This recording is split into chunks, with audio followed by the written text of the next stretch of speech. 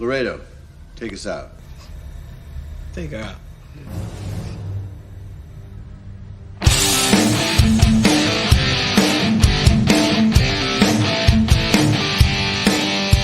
All right!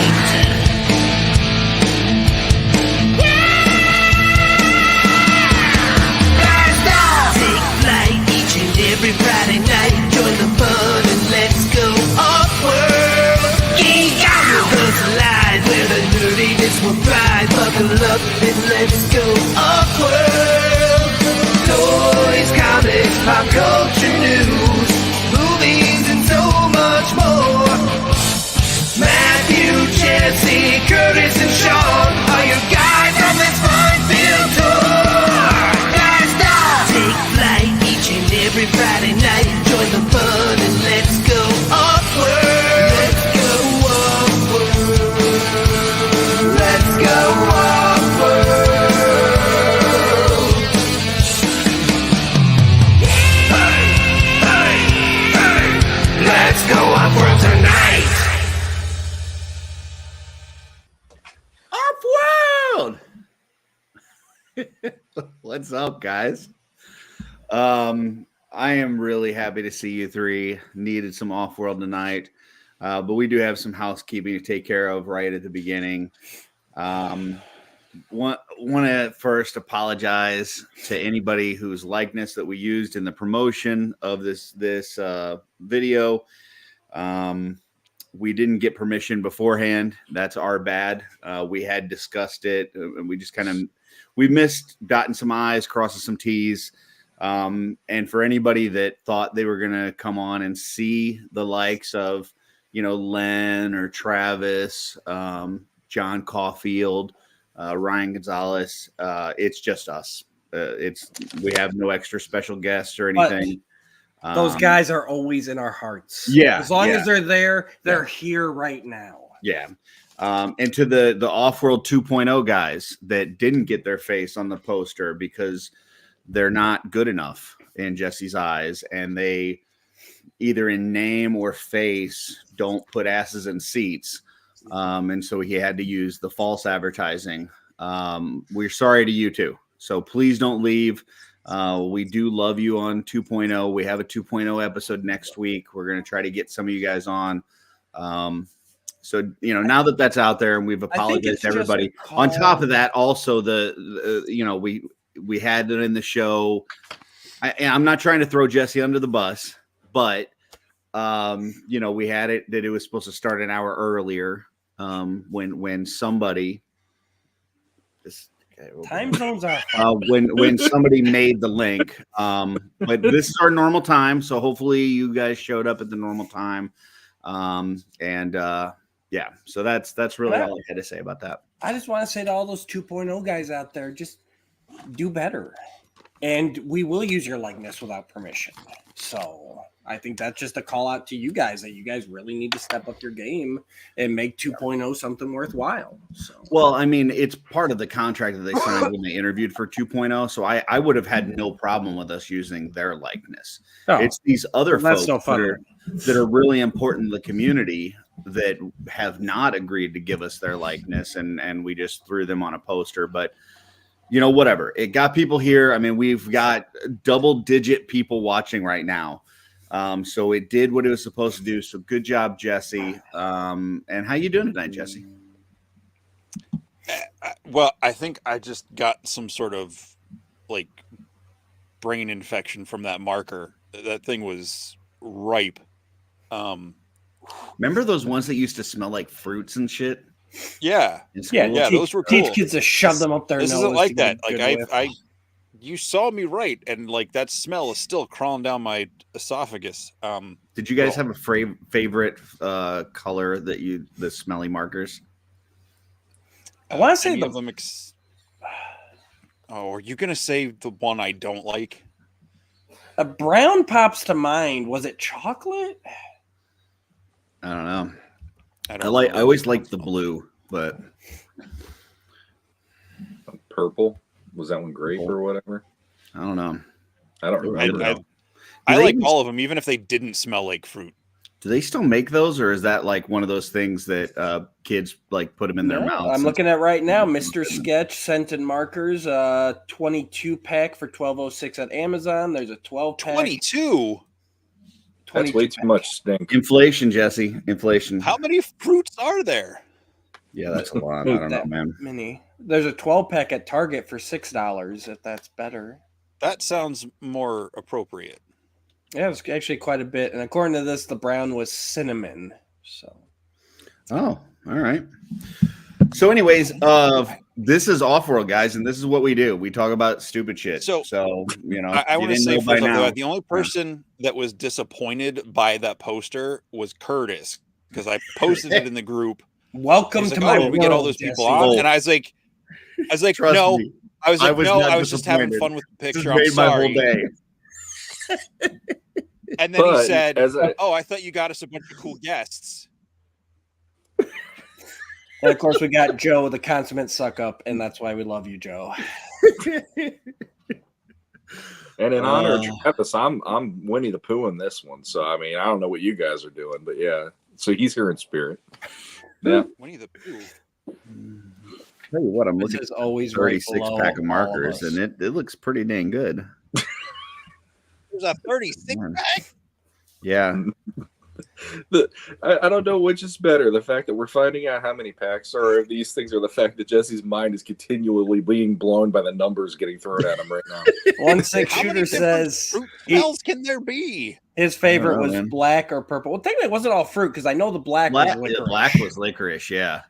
So Trevor, black, really? Well, he said he's sniffing them as he watches. So it must be And- like a photographer much more thing or fun. something. I don't know. Makes sense.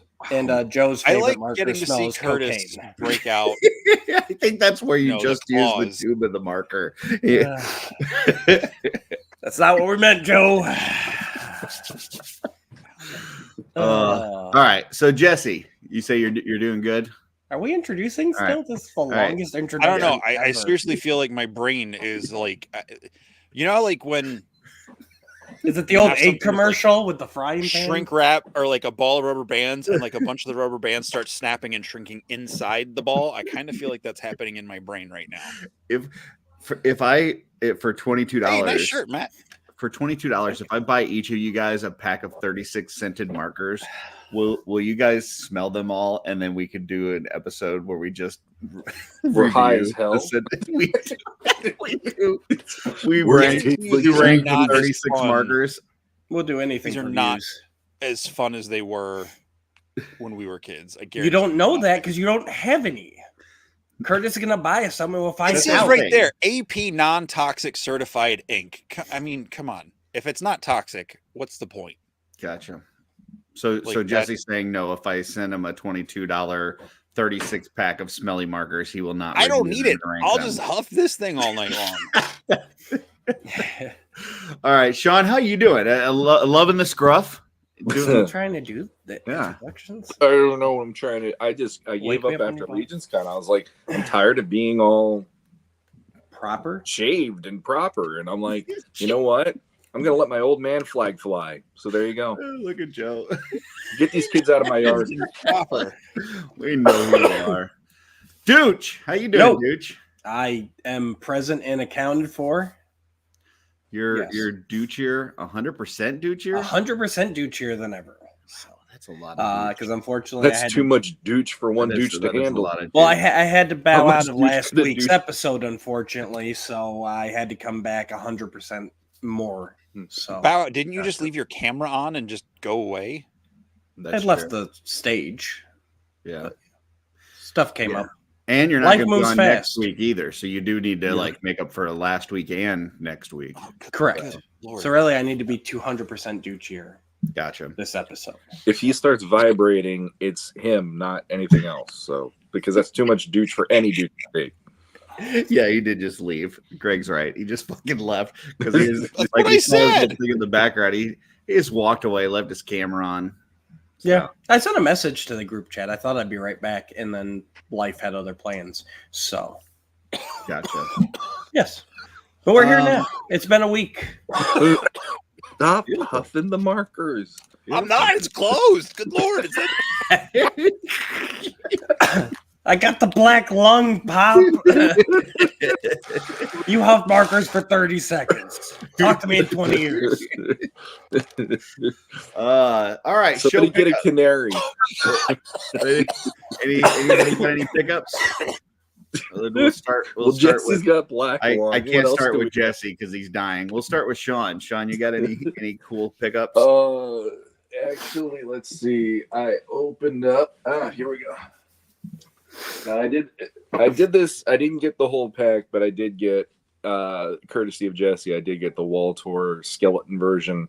Nice. Finally got him opened up this week because my life calmed down in the last 24 hours with the holidays. So, yeah, I love it. I know Curtis is sick of the skeletons, but Did you I'm just turn Curtis and Jesse into one name? no Courtesy of Jesse. courtesy Oh. of Jesse because You you gave gifted him him to me. Walton.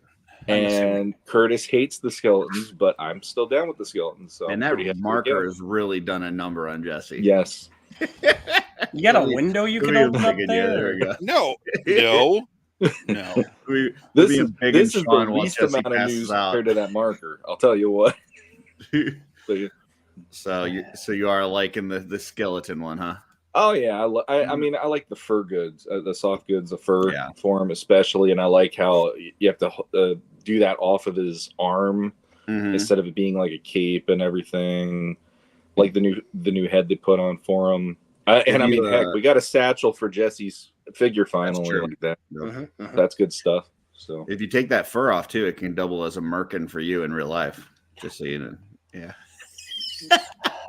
that's one of the few places that I don't have trouble with the damn hair. Oh, none of us should know what Merkins Winnie are. the Pooh. So then the next question would be, would that match your beard or your eyebrows? Because we got two Eyebrows. All right. colors going All on. right. Why? It's a dark and scary place. What can I say? Yeah. But Well, I can't get these guys to agree to a Dudes of Offworld calendar. You know, That's where they draw the line. I've been a sheet away from that, so I'm all in. You just got to get Jesse. I was topless at Legion's Con. So. That's true. And you were Yeah, hugging him that's when you true. were topless on top of that. Yeah, I'll we just do it. I'm just got not to taking peel any off clothes about off. 17 layers off of Jesse, and then we'll get there. So. 2 layers? Are you a never nude, Jesse? No. Okay. So He you're did saying play there's a beach- chance. He did play. I am beach when there's volleyball. other people around. We'll work on that. What about beach volleyball? You played beach volleyball. I played sand volleyball. Well, that's the same thing. Yeah. That's What the beach is there part. in Springfield, Missouri? It's sand beach like people It's don't always call called- it sand volleyball. They call it beach volleyball. When it's on the sand, it's called Right. beach volleyball. Right. Yeah. Well, Like a okay. beach. Whatever. He's not calling you a derogatory term. And then you're I like didn't- you're like Val Kilmer, and with the shirt off and glistening. Look, even when I was not Oiled up. overweight, I was never Val Kilmer or the Top Gun people. Okay. Not in my mind, you were and are. I mean, Yes. it's okay. You Same. can be delusional and wrong. I Just want to let you guys know, I 100% never think about you with your clothes off as teenagers. Just saying. I think about you Or all any the time. other age. Really? It's What a just weirdo. it's Val Kilmer's body with Jesse's flowing hair, just like spiking it right over the net. Mad Mardigan. That's true. You are Mad Mardigan. I have no You problem. are a great swordsman. What? Dude, you got any toys that you want to show? I do have some toys. We're turning up the NC-17 on this one already. This is great. Oh. Love it. Actually, so I did manage to pick up the Masterverse Manny Faces. Ooh, So nice. lots of fun. He's going to be busted open. And then I did finally track down a 40th anniversary He-Man. Disappointed in myself, though, because my plan's always been, Sean can attest to it, to get one of these and just keep it in the package because I have a ton of He-Men's and this packaging is awesome. And then I was thinking, I bought both of these at Legion's Con, and then as I was unpacking at home, I'm like, man, it would have been really cool to get this signed by Nate Barch while I was within That would have been walking pretty smart. distance of him. But that thought never crossed my mind during the show, so that was a swing and a miss there for me. But Well, you're the second closest to him out of the four of us. Yeah, that's true. Speaking of Masterverse, I saw like the Amazon Lightning deals and shit that they had today. Yeah. The Faker, the Masterverse Faker, it was like $9.99, which I think that was like a $30 figure at one point. So yeah, he was a deluxe. Yeah, I think he is the only deluxe that I paid full price for. Because then shortly thereafter, I realized that all the deluxe go on clearance for stupid low prices. And I've never paid more than like $12 for a deluxe after that.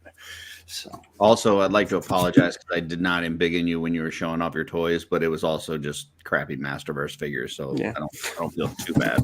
I also got a whole box of random junk here that I need to work hitting my us way with a little through. duet.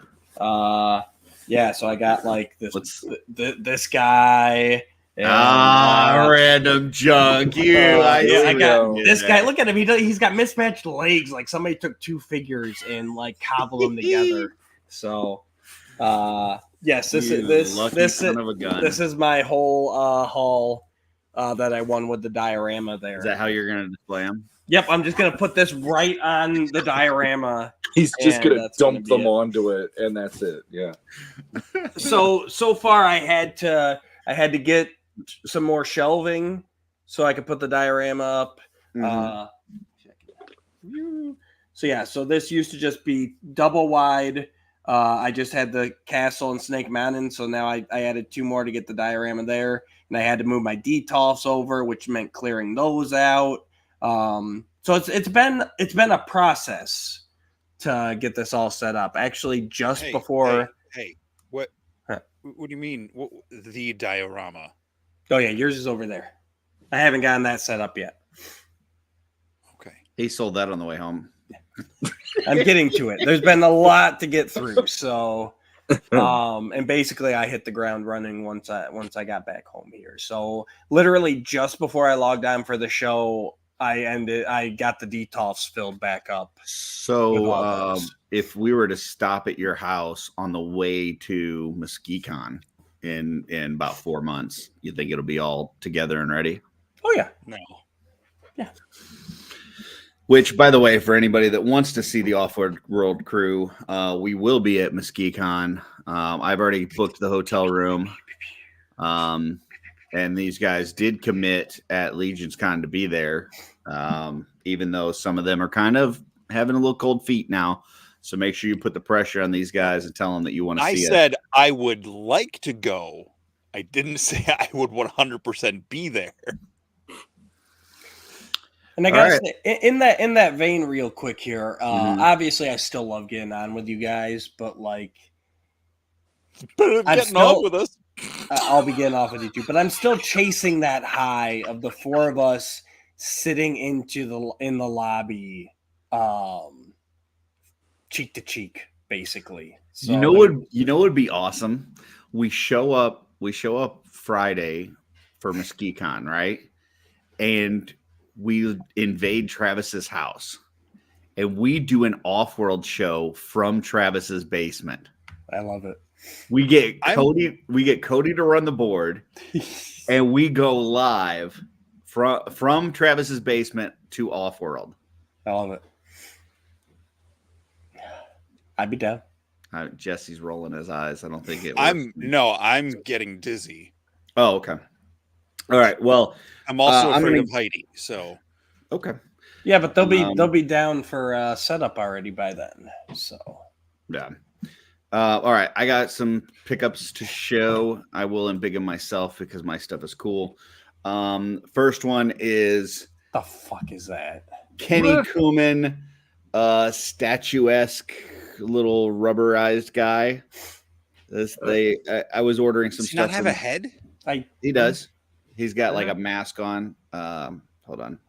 I don't know what's going on here. It's like from the Muscleman. Like, But Musclemen are tiny. Yeah, but this is like is that a head? He's got a head on. He's got a head, and then he's got a mask on over his face.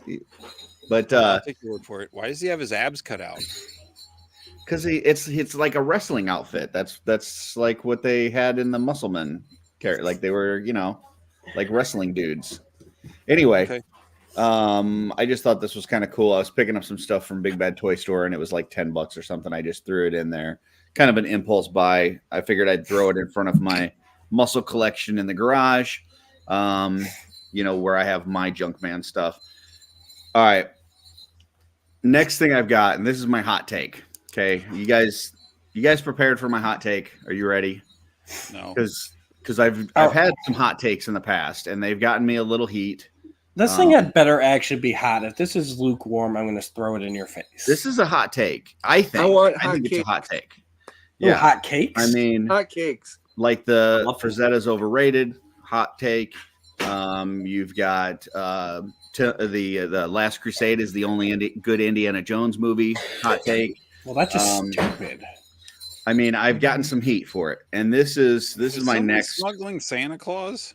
This is my next hot take. My son we're decorating for Christmas today, so we found some elf slippers with the little bells on the end, and he's wearing them. So as he walks by, read the sign. Hot take. Come on, we're in the middle of the we're talking about elf slippers. So every time he walks by, you hear him jingle jingle.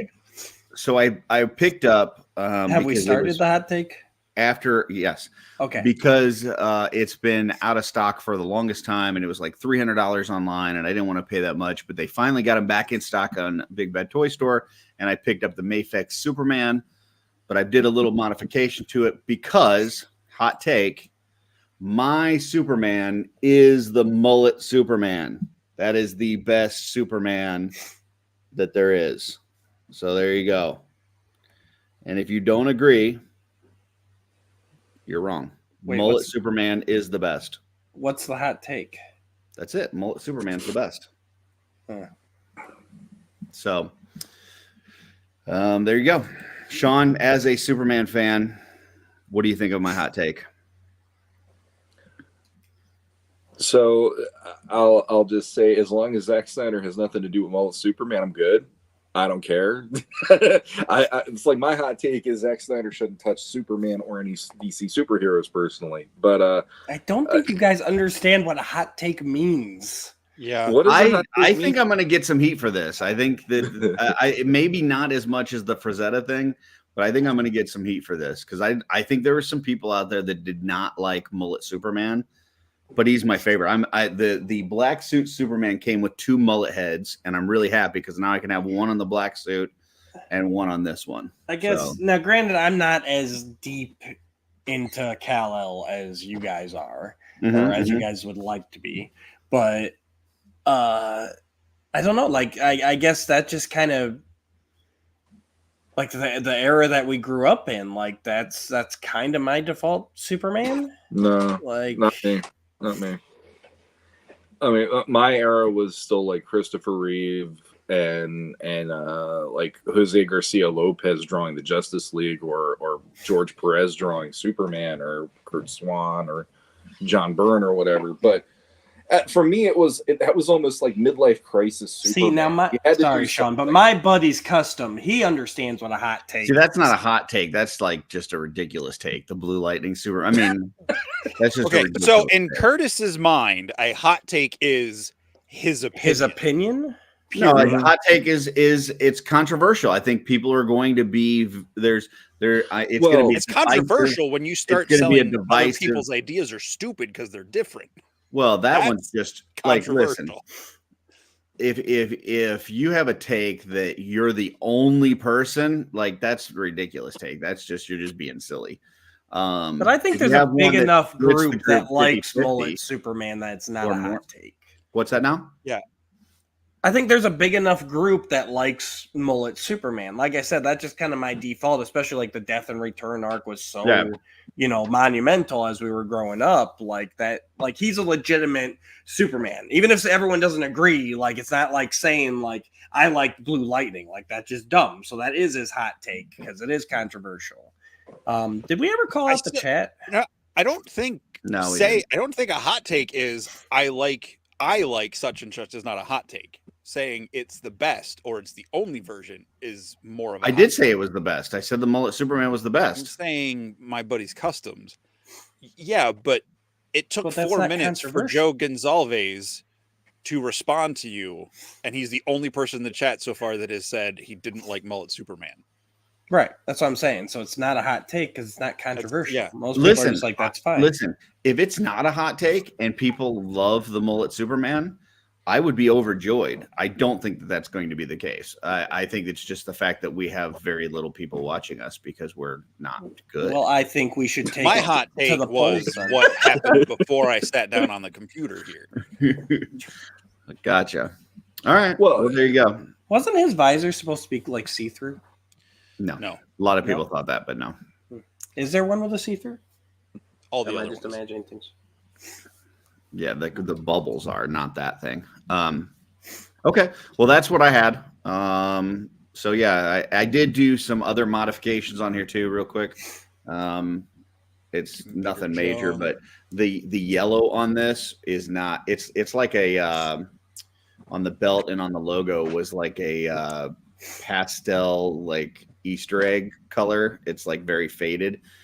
So I brightened up that yellow, and then I put some gold in the belt buckle a little bit. So did do some little paint work on there, but this is now my definitive Superman. Did you paint S's on the bottom of his boots? No, I didn't paint S's on the Let's bottom. see. That's fighting words for me still. Are there S's on the bottom of his boots? No. Why would there be S's on the bottom of his boots? I don't know. Thank you. Okay.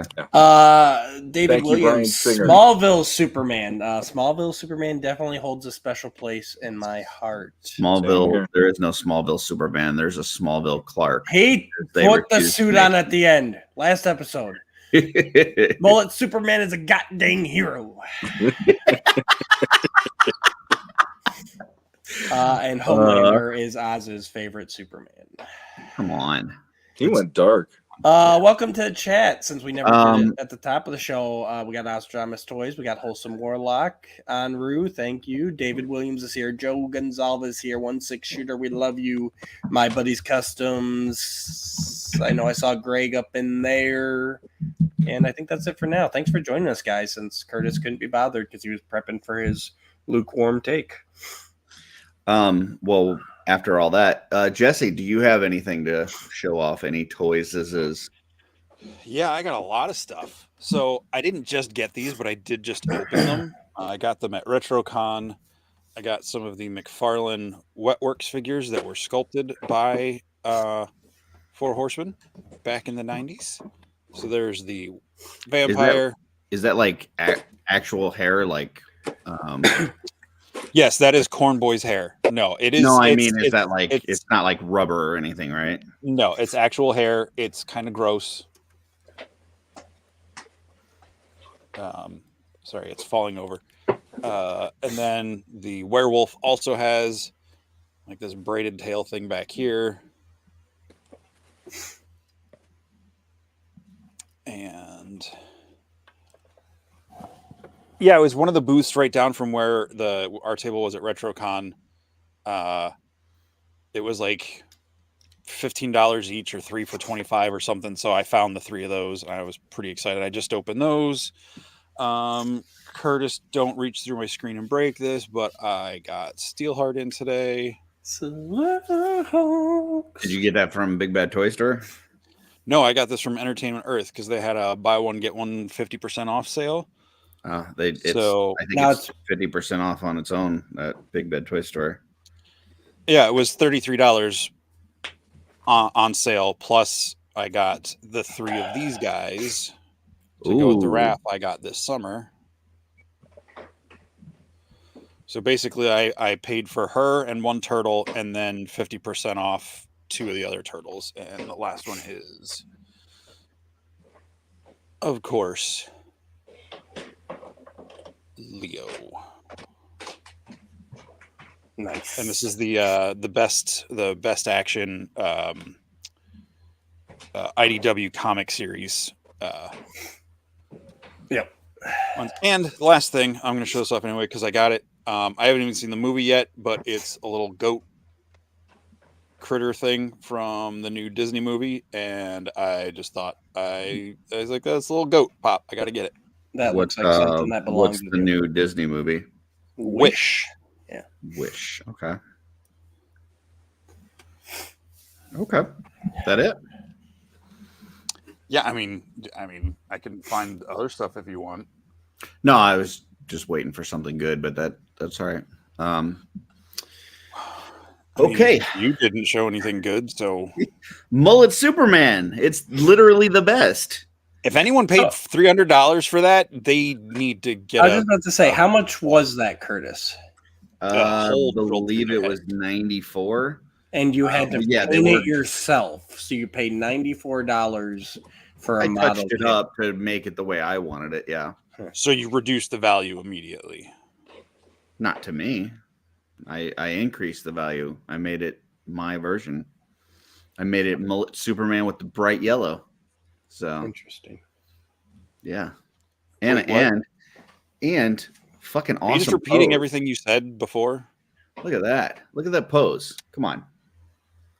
Tell me that's my not an awesome pose. McFarlane figure's posed almost exactly like that. No, that doesn't look like this. It doesn't look like this. It's almost the exact same pose. The only thing is it's got a cupcake. That's it. I think we need to have a Superman off. Yeah. Oh, Yeah. I'm not old enough for that. Yes, you are. No, I asked your mom. She said it's fine. you did not talk to my mom. You leave her name out of your mouth. I love your mom. She's amazing. Your whole family's awesome. You don't know that. I do. All right. So. I'm sorry, Curtis. Your mullet Superman is awesome. I'm glad you're happy with it. I'm very happy. Thank you. And just so you know, I saw a thing on Instagram where some guy was making a Gambit and Rogue like smooch each other like action figures, and I was like, I should send this to Jesse, and I didn't. I restrained myself. Just so you know. Thank you for holding back on something Yeah. you didn't have to do anyway. That's like the thing in Guardians of the Galaxy. It's like nobody eats other people. That's like, why are you trying to like make me feel good about something that you're not supposed to do anyway? One of my favorite scenes from King of the Hill. Bobby was he goes, I was gonna knock you into the water, but I just saved you. He's like, you were gonna knock me into the water? That's what I just. But did. he saved him. Yeah, I saved you. Yeah. God. Yeah, I was gonna show you a Gambit and Rogue making out, but I saved you, Jesse. So be thankful that you've got an awesome friend like me. So. And you figure out how to go back in time and get people to stop shipping that ship, then I'll thank you. Okay. So Thanksgiving. Everybody have a good Thanksgiving? It was. Yeah. I just Everybody had had my some second good- Thanksgiving dinner before I came down here tonight. So. Beautiful. Good food. I had Everybody. Thanksgiving. Oh, yeah. No. Yeah. No good. Not good food. Okay. Jesse doesn't like the food. Are you not a No. Thanksgiving food fan, or you just didn't have? I a good one love this year? Thanksgiving. It is probably one of my favoriteest holidays Mhm. because there's no. I don't want to. We're talking about the food. I'm not going to dive into it. No, I love Thanksgiving. I think Thanksgiving is a great day. It's just I don't want to get all dark and sad here, but with my dad's health being the way it is, like I'm happy to have a Thanksgiving with him, but it was very difficult on a lot of levels, and happy for the time, but the experience itself wasn't all that great. So Yeah, I get that. Normally, Thanksgiving is my favorite holiday. Like I usually love it. I mean, the food, the football, the hanging out with family, the, just being grateful and thinking about, what you're thankful for. And then that it's the kind of the kickstart of the Christmas season. So it's usually my favorite. Yesterday, I talked about this a little bit with you on Mythic Minute, Jesse, but yesterday I guess it was yesterday, man. Seems like a couple days ago, but it was just a little awkward. There's been some stuff going on between me and my dad and my family, and so it was just a little awkward, and just kind of a strange situation. Nothing bad happened. It wasn't like we had a fight or anything like that. It was just a little weird. So I've had better, but the food was still good. Still got to see my family, so that's good. Any Thanksgiving. Also, and for the record, I'm not criticizing anyone's. We went to a diner. It wasn't like I'm criticizing someone who spent hours slaving over a stove, like in the family. I mean, it was paid for at a diner. It wasn't bad. It just wasn't great. Gotcha. Sean, good food, good family. Yeah. Usually, my mom would be here, and my wife is deciding to sing to our cats right now. I don't know what's going on. Usually my mom would be here because she's pretty much the closest family, like outside of me, my wife, and the kids. But there was some help stuff. There you go.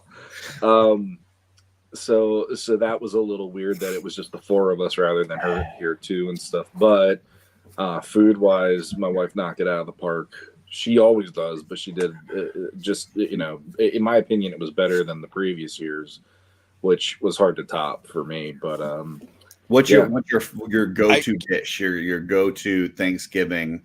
The food at the house is amazing. I will say that. I've been there for Thanksgiving a couple times. Yeah. So that food is always good. What's that one dish, Sean, for you that's like this is the key to Thanksgiving for me? For me, I mean, I'm one of those people where if you just tell me there's mashed potatoes, I'm always thrilled because like my mom used to make mashed potatoes almost like weekly. There'd be like something with mashed potatoes, either chicken or meatloaf or something. And once my wife and I got together and we moved in together, that was like, I'd be like, hey, can we do mashed potatoes? She's like, that's special occasion. I'm like, really? Schmash, and all that. But like the minute you put mashed potatoes on my Thanksgiving plate, and I got my turkey there, I got cranberry sauce there, and I want the jellied kind. I love the jellied cranberry sauce. And like from the can? From the can. I love it. That's better. How I grew up with it. And you throw in either some peas or some green beans or something like that. And I'm one of those people, I'll just mix it all together and get come on, right in, and that's my happy spot. But it's like the mashed potatoes are like, that's the glue for everything else on my plate, that I have to have it with something, like it's just, it all works that way. But then my wife did something where she made this sweet potato, like it was a mashed sweet potato dish. And then on top, she did. There were like nuts and sugar that when she baked it, it got like a really hard crust on top. Nice. So you broke into that, and it's like you have like the creaminess of the sweet potato, but then you have the crunchiness and the sweetness of the topping she did. And I gave it a shot, and after like one taste, I'm like, I need this in my life, and I just started like putting more on my plate and stuff. Yeah. So she surprised me with that one, and that one was, hell yeah, it was worth that. So that's awesome. Well, I'll throw this out here as another. We'll see what kind of lukewarm take it is. I think that instant potatoes are better than homemade mashed potatoes. False. Yeah, I cannot agree with that one when I've had my wife's mashed potatoes. I like instant. Like, there's no problem with instant mash. That's what we make like normally for dinners, during the week and stuff. Busy, but yeah, they're good. But It's a consistency thing for me. I don't know. I instant potatoes, mashed potatoes, I think are just way better. Yeah. So, but for me, number one dish, cornbread stuffing. My wife makes an amazing cornbread stuffing, and man, to die for. So, Jesse, do you have any? Obviously, you guys went out to eat and stuff, but is there like one dish where typically you're sitting down for a Thanksgiving meal and like this is your number one thing? Turkey. White meat, dark meat, anything, just turkey. Prefer white meat. If it's a sandwich or something, for leftovers afterwards, it can be both. But I prefer the white meat like on the plate, with all the other stuff. But if you don't have turkey, it's not Thanksgiving dinner. Oh, okay. Yeah, I'm a drumstick guy. Like, just give me the drumstick and I'm good. So, no, dark meat, definitely the way to go. Yeah. Man, the more we do this show, dudes, the more that I find out that we're alike, and it makes me hate myself. It really does. Same, boo. Same. Yeah. Yeah. So yeah, I'm just gonna say this real quick because I didn't weigh in on the homemade versus instant potatoes. Mm-hmm. The best potatoes are any sort of fried potatoes, like French fries, hash browns, tater tots, that sort of thing. Next up, potato chips.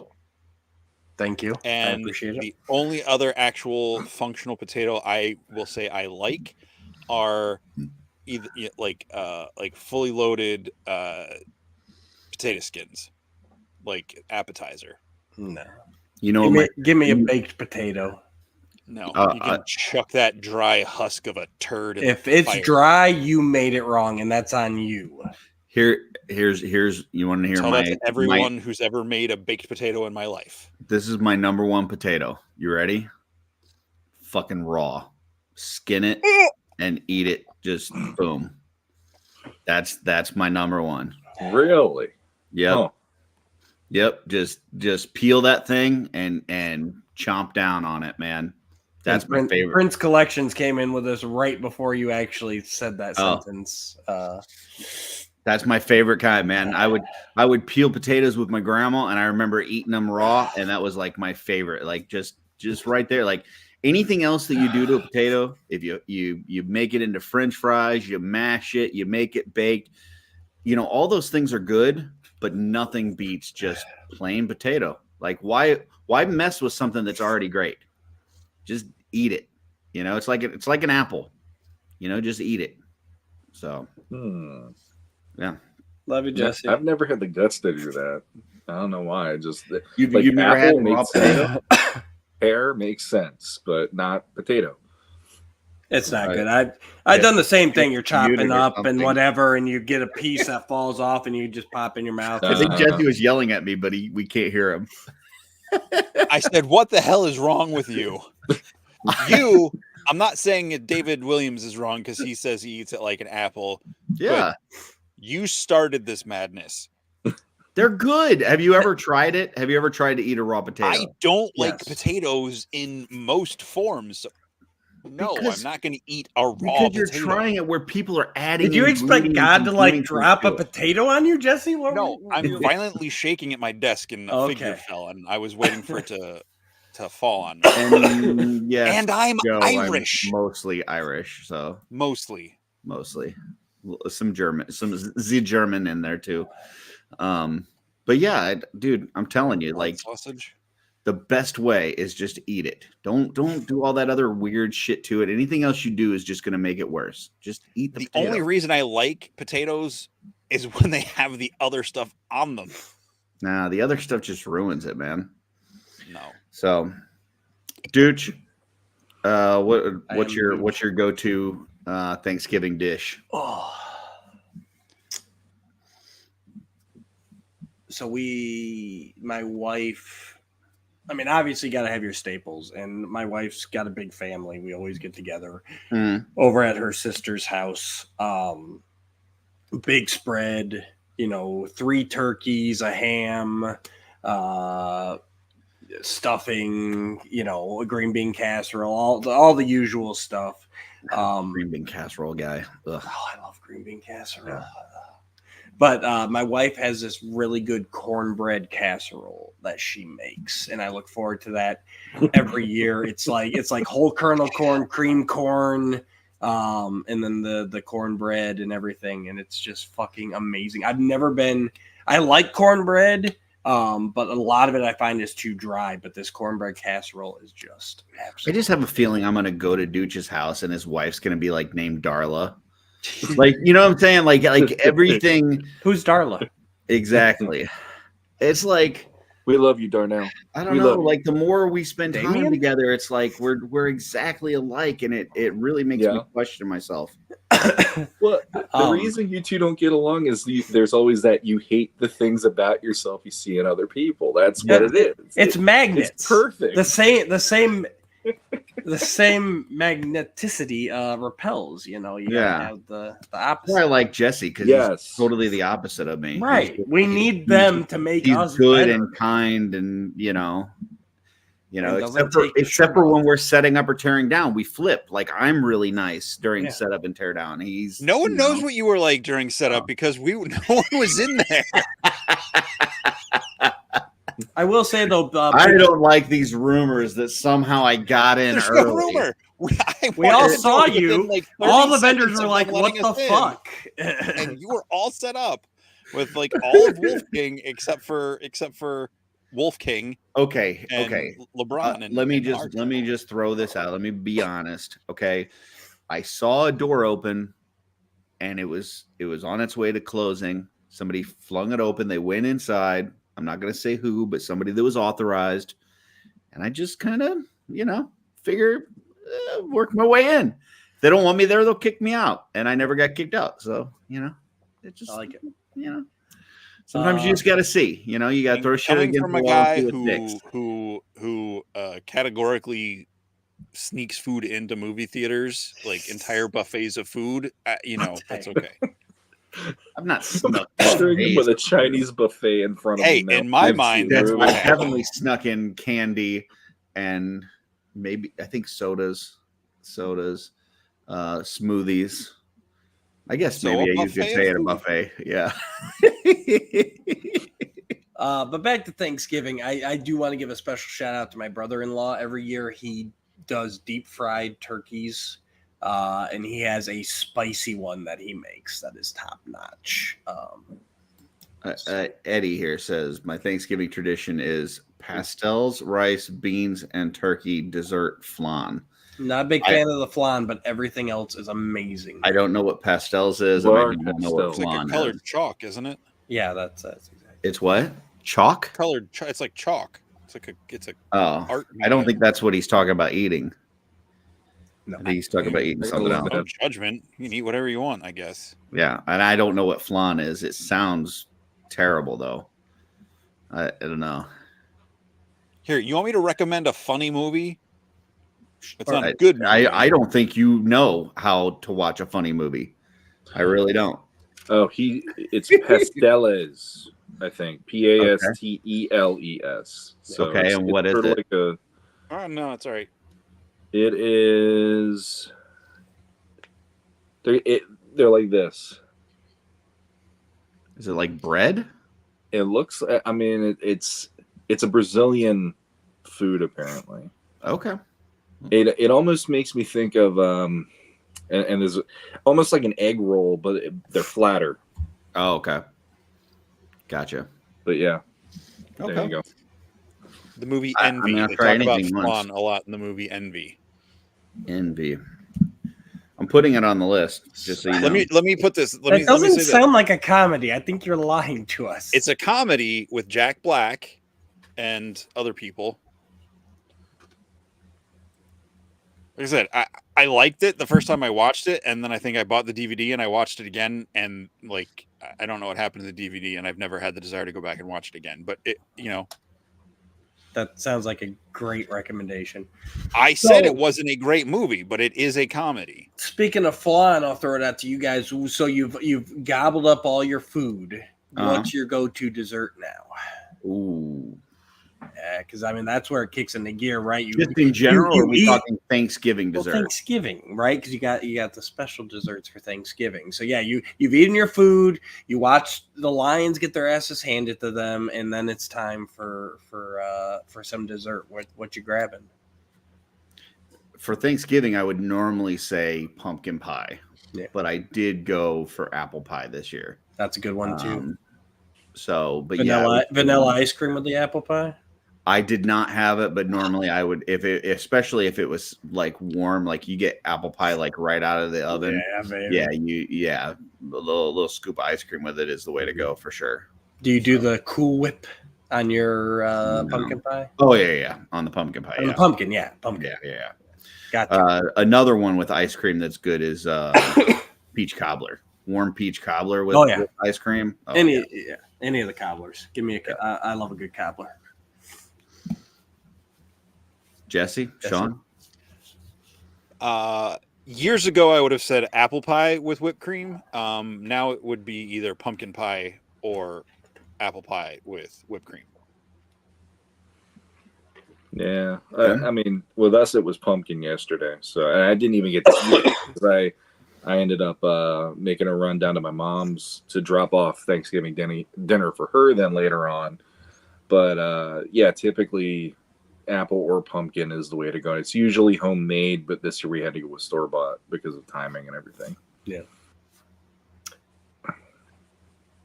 Dude.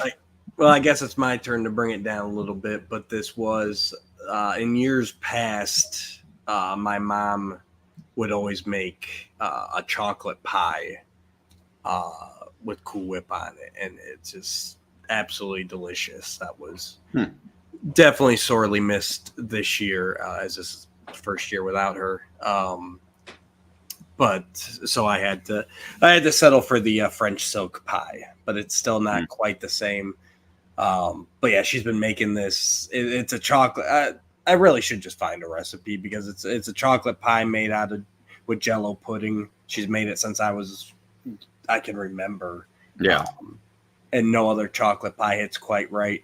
Even though my wife has always said that the pie I like is disgusting. So, but it's just the memories and everything wrapped up in it too. So. Santos in the chat says pastels is rectangular food with vegetables, meat, and green plantains. So sounds good. All right. One thing I'm happy for as soon as Thanksgiving is over is it's then Christmas time. Like to me, as soon as you finish Thanksgiving dinner, Christmas starts. Like that's the beginning of the Christmas season. And one of my favorite things about Christmas is these little guys. Oh, God damn it, Curtis. Every time I think I like you. Fucking love these things, man. With the little Christmas tree in the middle. And the proper way to eat these is you eat the outside first and leave the tree for last, just so everybody knows. No. God, no.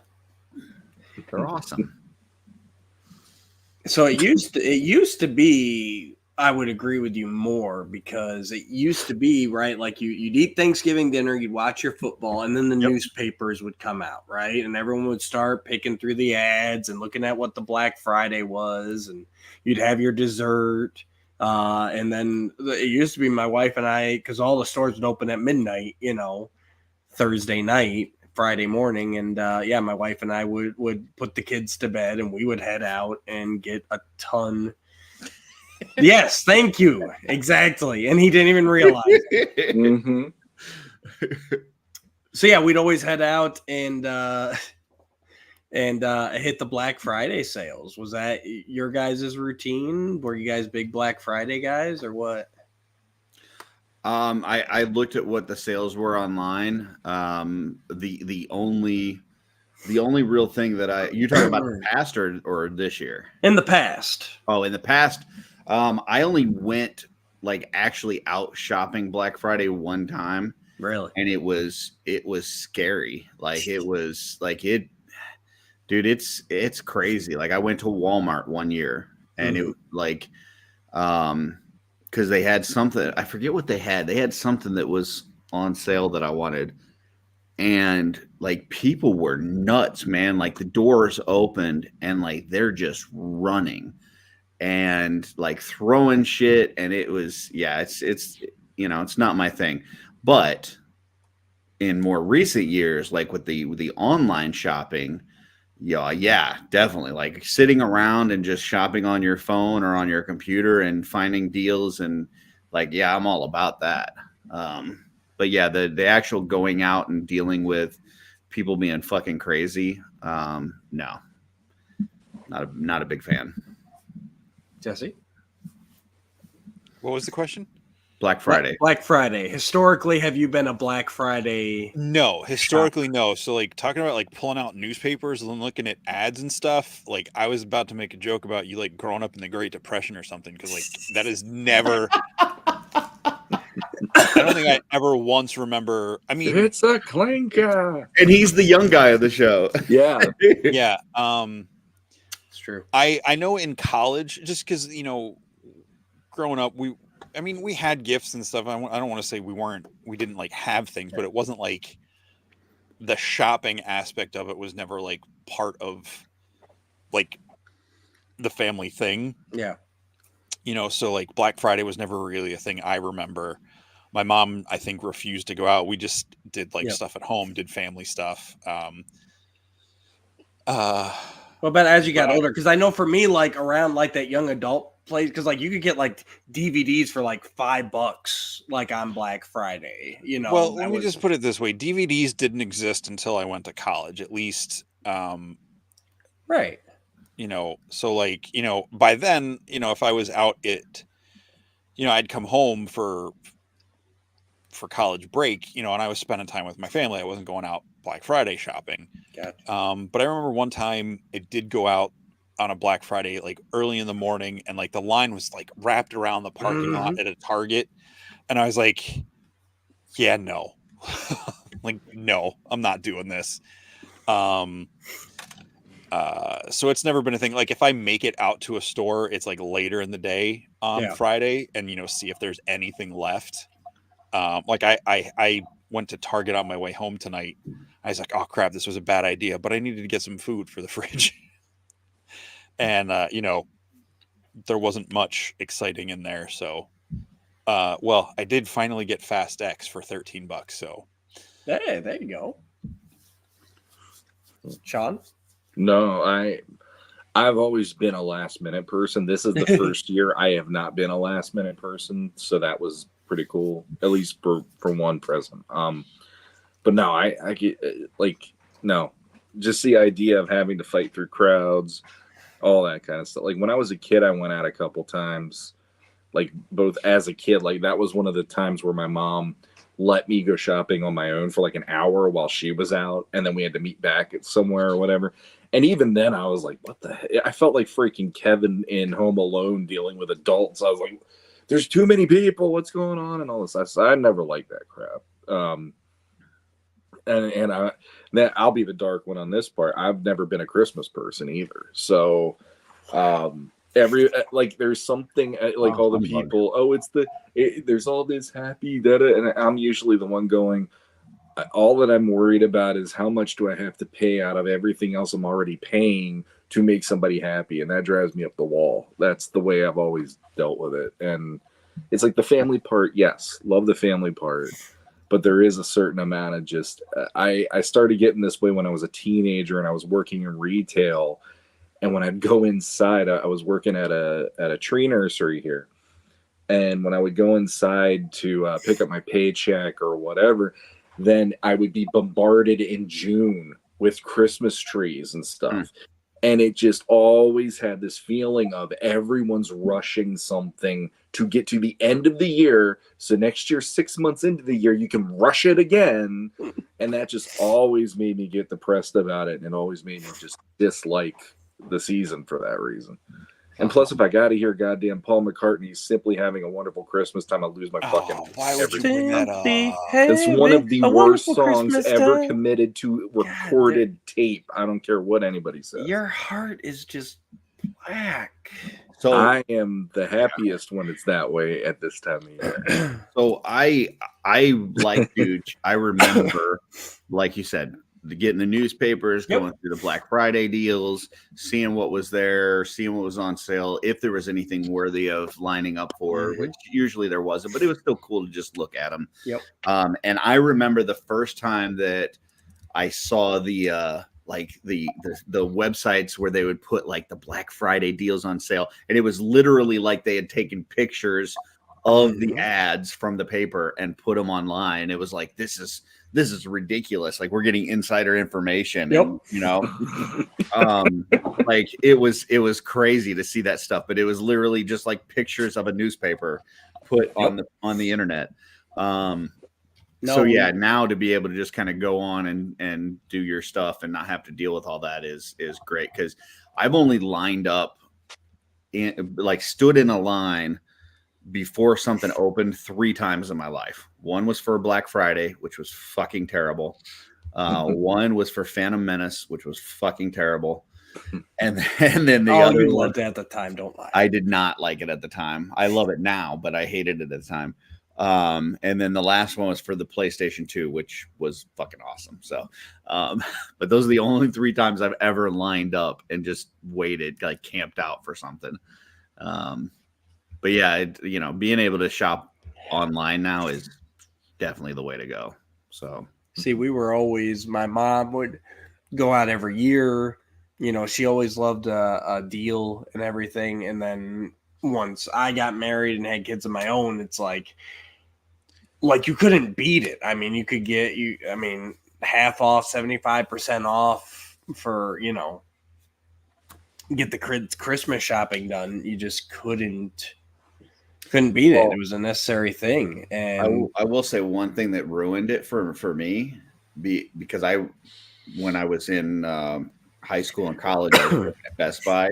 Yeah. And I worked several Black Friday sales. Oh, I'm sure. And it's not even the craziness of it that ruined it for me, but seeing, like, we would get stuff in, like these laptops that were going to be on sale for like, $150 or $200 for a laptop. And people were like losing their minds because like it's so damn cheap. But they would literally come in, like it wasn't something that we carried all year long. It only came in for the Black Friday sale, and it was an absolute piece of shit that we knew was going to break. Like they manufactured these things with the absolute bare minimum of parts that they could still technically call it a laptop. And then we would sell it. And then, 2-3 months from then, when people were bringing all their shit back in, we were like, oh, well, tough luck. We don't know what to tell you. Like it, and that's kind of what I would see. Like I would look at you go to Big Bad Toy Store today and look at their Black Friday sale, and it's like, this is all the shit that they couldn't move throughout the year. Like it's not like, there used to be the what they call doorbusters, where they would have like stuff that would draw people in. And there's nothing exciting. Like there's nothing that you look at and you go, oh, that's something I've been looking to get anyway. And now it's a great deal. No, it's like shit that I didn't want to buy, but now it's so cheap that maybe I should get it. I don't know. It's so the crappiness of the products is kind of ruined that whole Black Friday thing. Yeah, there doesn't seem to be the deals that there used to be. Like it was rock bottom. Now it's kind of just, and the way they started now, because before it was a thing, right? Like everybody was closed on Thursday. Yep. Everybody opened at midnight Friday morning. Like now it's like, November 1st, it's like, oh, shop our early Black Friday deals. Shop our Black Friday deals. Black Friday week. Like, no, that's not it. No, Prince Collections here.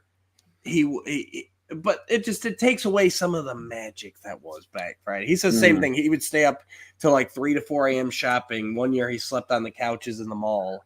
Like that's what me and my wife would go out at midnight. We'd go to like 4. I'd go home and change for work and go to work because I always had to open the store Black Friday. The other thing is they used to have like it was only in-store deals. Like you couldn't get them online. Like the online, you had to wait till Cyber Monday. That was like the big online day. But Black Friday was like just specifically in the store. So like you're saying, everybody would close on Thursday, and then they would put out the things in the ads. You would line up and be ready for the doorbusters and stuff. And then it's like, okay, if you have any money left, go do some online shopping on Monday for Cyber Monday. But now, like you're saying, like shit'll start on Wednesday. and it's online and in stores. And if it's both, why the fuck am I going to go in stores if I can get it online? Exactly. So Yeah. now we put an order together last night. I got some stuff. Joe said he got Fizbin's Treasury of Dragons for $20 from Amazon. So I have what no about you idea what guys? that is. That's you, normally like a $40 or $50 book. Yeah, Dungeons and Dragons. Oh, book. Okay, I thought it was like a book, toy. yeah. Did you I'll say guys? this. Yeah, go ahead. Say it. Say I it now. personally Do it. see now. I don't want to. No. The whole. I love the whole thing that Black Friday isn't actually like Black Friday anymore, because like, it cuts down on some of the traffic. You know, because I work on a street like the road Carlisle Pike that I work that on thing is sucks. all. Yeah, you saw it when you came through. It's all stores. It's all commercial. Yep. It's all retail and car dealerships and car washes and food. So like that entire stretch for like a couple of miles each direction of my job is all shopping. So We have found that Jesse lives in like the center of the universe. So if Mhm. there's anything going on, He does. New Year's, any sort of holiday, whatever, like he literally can't even stay in his home because it's like ridiculous. No, to me, yeah. I actually I can back him up on that, because he's literally in the middle of Mechanicsburg, like right on the main street. So he's got all these people that are just right outside of his door on New Year's Eve. And then on top of that, we have another one called Jubilee Day that happens in the summer. And he's actually had trouble parking. He can't get through certain areas because they close all the streets down. So it's like, it's no wonder he doesn't want to be at home on certain days, and he gets the hell out of Dodge, at least to have some sanity. Those 2 days, Main Street is closed down, and the alley that my parking space is off of, you can only get to it from Main Street. So I literally cannot get to my parking space to park. Right. So you're either in or you're out. Like, so yeah. So I leave at like 6, 7 in the morning, and I don't come back till the next day. I go spend the night at my friend Tyler's house, and you know, the last couple of years we just like, especially New Year's, we just stay up watching movies and like YouTube fail videos for hours until like they fall asleep at like 10:30, and then decide to go to bed, and I just sleep on the couch. But no, like I work in retail, but neither of the stores I worked at recently, you know, between the comic shop and the frame store, are like those kind of retail stores. You know, it's not Walmart, it's not Best Buy, it's not one of those things. So having friends that work in that, like my friend Tyler used to work at Best Buy, and when they shut down and they weren't going to open at midnight for Best Buy or for Black Friday, or open early on Thanksgiving Day, I was happy, because he always had to miss Thanksgiving Day with his family because he was working at Best Buy on Thanksgiving Day. He had to go in and prep all this stuff. Yep. So like, I'm glad that stuff, like the shopping experience to me was never a magical thing. It's the family and the time together and all that sort of stuff. So yeah, I don't mind that, and I guess that's just because Black Friday was never like a big thing for us growing up, that, you know, it's easy for me to say I don't mind that it changed. But yeah, don't stress people out just so you can get back in the black on one day. And that's what it was. Yeah. Yeah. So did you guys pick up anything from Black Friday sales this year? I did not purchase anything today, but I did buy stuff on Wednesday when the Wolf King sale went on their Black Friday or whatever. He did it on 11/22, and then did 22% off of everything in the store. Yeah. Which included like some not old figures, but older figures, like the Lithia type figures and stuff like that. Like he had Valix on there, Bardrix, things like that for 22% off, which basically made him a $39 figure. So it's like pretty much pre-order pricing at this point. And how was it shipped? Table pricing. Well, pre-order price is $37. So it's, yeah. That's what I'm saying. It's like I didn't get in on Alithia. Like I wasn't collecting when Alithia was on pre-order. So like this is the cheapest I've ever had a chance to get them at. You know, so picking up some Valix and things like that was nice. And I think shipping, he had free shipping if it's over $100, which I easily spent over that. So because he also had all of his parts and everything, like his whole store was 22% off. So Gotcha. Basically the Horseman came out and told these folks that some of these waves that are we'll say have been a little bit harder to move, like the Deluxe Legion Builder, the All Stars 5, I think it was. Anyways, they told folks that they could do them at 20% off. Yeah. So like there was like all these retailers that were doing that stuff 20% off. But you can go more than 20% if you do everything in your whole store. So if your whole store is on sale, you can go more than that. So Len did 22% off of his whole store, which means like everything. So like he's got Cabal shirts in there. He's got, 3D parts in there. Like I one of the heads that I saw, the one I painted up to look like the New Adventure Skeletor, like the skull with the things, like that's like $3.90 right now. For that sculpt. Like where are you getting a head sculpt for $3.90? Like that's so freaking cheap. So that was kind of where I spent some money. But other than that, I don't think I really picked up anything. I did check out some other sales, checked out Entertainment Earth, checked out Big Bad Toy Store, but like I said, a lot of the stuff, it just felt like it was McFarlane figures that didn't sell. It was classified figures that didn't sell. It was, Super 7 stuff that's been sitting around forever. It's nothing that I saw that I was like, man, I've really wanted this and this is a great deal. It's more like, I always thought this was overpriced and now maybe it's reasonably priced, but I still don't need it kind of thing. So, but that was me.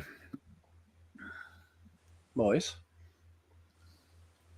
I didn't buy anything. The only thing that I was up in the air about was, and this was not a sale in any way, shape, or form, but I was going back and forth today, especially over Panther from Mondo. Yeah. So I was eyeing that one up like at different points, and I was doing the shouldn't I? Because it's not so much that Is today the last day on that?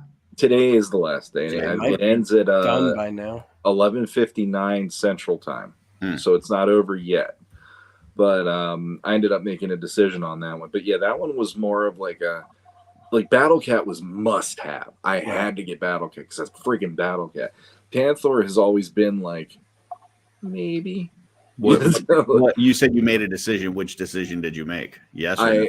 Klarna actually made it for me. They flat out were like, you could do 4 payments and that's it. And I go, then I'm not doing this because I don't have that cash readily. Yeah. But what I did end up doing was they had the regular version of Skeletor.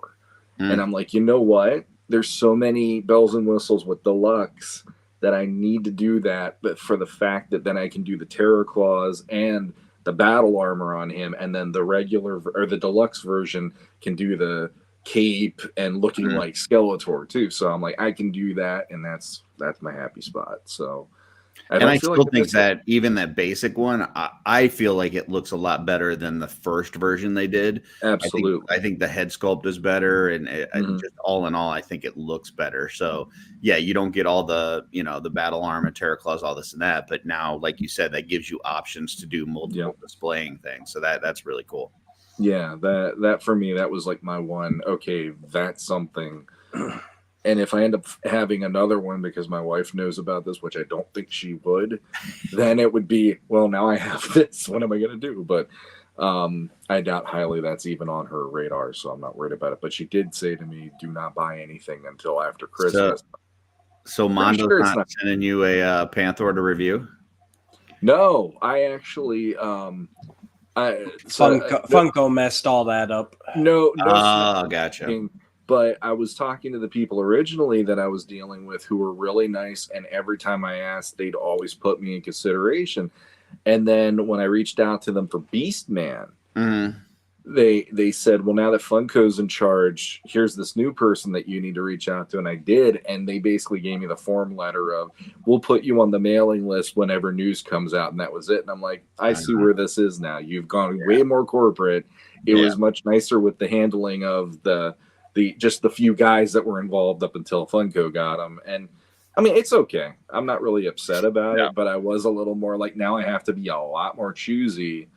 But I'll do the reviews as I get them. I still didn't do the Trapjaw one because I was sick that week, but I'll do that one eventually. But I'm looking for really nice. Yeah, Trapjaw is one of their best ones. If you need somebody to ride with you on that, I would gladly jump in with you. If you're, I think it needs to be done because we've done Battle Cat and I did Anti-Attorney He-Man, and I feel like we need to keep going. And even though he's already been out for a little while, like I had my COVID booster that week, and the day I was going to do it was the day where that hit me like a ton of bricks. And after that, I just didn't have time. Oh yeah. Because I remember I told you that Emil would be a good person. Yeah. So we need to figure that out. Yeah. But I think Beastman will probably win though, out of the ones that they're putting out. I'm curious to see Deluxe Skeletor too, though. But Beastman to me is like, that's a whole nother crazy. My thing with the Panther is like, if I get it, it's going to be for nostalgic reasons, and so for me it would have to be the flocked version. God damn you! So like if I'm like, I don't have attachment to the character like from the story or from the show or whatever, but I do have attachment to the toy, and the attachment to the toy is the flocked version. So I was happy to see that they didn't put them both on sale at the same time. I was hoping that there would be a little bit of time before they pulled the trigger on the flocked version, and I could think about it a little bit. So we'll see when that comes around, but that's kind of what I'm thinking. Are you upset, Dooch, because you agree or you totally disagree? No, I've said it from the get-go. If I'm going to get a Panther, it's going to be the flocked one. And normally God damn it. Normally I prefer the unflocked, like with the classics in that, because I feel the flocking takes away a lot. Go away. Go eat tomato pie and shut up. All right. But yeah, normally I like acting like you guys aren't best friends now. Normally I like the unflocked because I feel like a lot of the scope gets lost in the flocking. But then Mondo showed off theirs, and the flocking actually like accentuates their sculpt. Like it looks amazing. So would you say it's flocking awesome? It is absolutely flocking awesome. So the thing too that at least from my perspective, is the more I looked at photos of Panther today, the more I was like, it really is a Battle Cat repaint. You know, like I hate to say it, but this one, it's like when you look at it and for the price point of it and everything else, I'm like, it really is you don't even get like the Cub Cringer. You don't get anything like that. It's here's Panther, here's the different heads and all that. Helmet with the you get the new all the heads are new and all that. Yeah. But there was this element of like, it really just, it felt hollow to me today for some reason versus I don't know if I'd even be into it when it comes to flocking, but I think the flocking will be something that is a special thing. Anthony. So I think that definitely will help it in that way. Yeah. But no, 100%. This was an easy pass for me if the flock comes out. My only worry is that the flock is going to be like a Designer Con exclusive, which, you know, limited, whatever. I know it's going to be super limited from what they said. Yeah. I will say though, when they did Designer Con and they put out the Anti-Attorney He-Man, that was limited to, I think it was 1,100 pieces. Yeah. And they still didn't even sell that out. Yeah, but when that's I reached out to them. I'm just saying, like the chances are still there, and plus with the price point on that one, I'd be curious to see if they're going to move it as quick as they think they will. I mean, my thing, if you know, like if I had the space, if these things weren't 12 inches, and I had the space to have the whole line, I would have the whole line. But being that space is limited and these things are so fucking huge, like you have to decide what you're going to have. Yep. And so I don't know that Panther or even Flocked is going to make the cut. Like, to me, like, I thought, like, if I have He-Man and Battle Cat, and then I've got Skeletor and his Evil Warriors, that's a good display for me. Like, I don't need Man-at-Arms, I don't need Tila, I don't need She-Ra, I don't need all that other shit. I don't need the only good guy I need is He-Man on Battle Cat, and then Skeletor and his dudes. See, I agree with Panther makes that. It's funny. I mean, obviously, we all know how massive Mondo are, but just for shits and giggles, when I had my DTOF cleared when I was moving them, I went and grabbed Battle Cat, and I always forget how heavy he is when I pick him up. It's always like, okay, but, like a toddler. and then I go pounds in your hands right there. It's then I go and I put him on the DTOF shelf, and I'm like, and that's a shelf. Yeah, Like, that's it. I don't even think I could have gotten him on there. Like, he would have been like hunched over because of the shelf. But I'm just like, all right, then that's not going to happen with those. And that was something, like, when I was thinking about this stuff, like, I'm the same way. The Battle Cat and He-Man pretty much take up one whole shelf on my bookshelves behind me. And so I'm like, okay, considering other Mythic Legions waves that I'm looking forward to, and then on top of that, which it hasn't even come into my my thinking on how I've been doing things, but the freaking Armies of Ashmore line is going to be hitting probably this year, and I need a whole shelf for just the first wave of that. And I'm like, okay, so it is like I'm really going to have to be a lot more disciplined in what I do here. So yeah, but. But yeah, go ahead. I was just gonna say the only thing I got off Black Friday was I did finally pull the trigger on the Dungeons and Dragons Owlbear. Picked that up for $15 through Amazon. It was first on Target, and then Amazon price matched it, so I just grabbed it from Amazon. So that's the white one. The white one, yeah. I've never actually seen. I know someone had said they made the brown one, but I've never seen it anywhere. There's a brown one and a gold one, and I think one was exclusive to Pulse and one was exclusive to GameStop. Nah. I think. What about you, Jesse? Did you pick up anything Black Friday or around about? I got, like I said, today I got the Fast 10 Blu-ray set for $13, and I did take advantage of the $60 Boreas on Amazon. Boreas, the gray horse for Dubon. Yes, thank you. I have it, but I've wanted to get a second one to do a slight customization to it to just have as a different horse. I want to make it like Éomer's horse from Lord of the Rings, gray with like that kind of white upper chest with like the spots on it. But Anthony, finally, Anthony makes a smart decision for once. Good job, buddy. The good thing I like about those Cabal chats is that Cullen takes like, I don't know, 15 or 20 pictures of all the people that are in the chat. And then I can look at it the next day and go, okay, fuck all these people that didn't watch Offworld. Is it like the X-Men Days of Future Past like comic cover where all their pictures are up on your wall? Missing, killed, missing, killed. Yeah. I like it. And I did get Target had that sale on all their D&D stuff a couple of days ago. So I got the Owlbear, and I got the 3 other Cartoon Kids D&D figures. Yeah, they had most of them like $8 or $10. Yeah. So I know they'll get to Ollie's eventually, but they were cheaper than they would be at Ollie's, so, and free shipping. So there you go. Can't beat that. Just don't move them at all.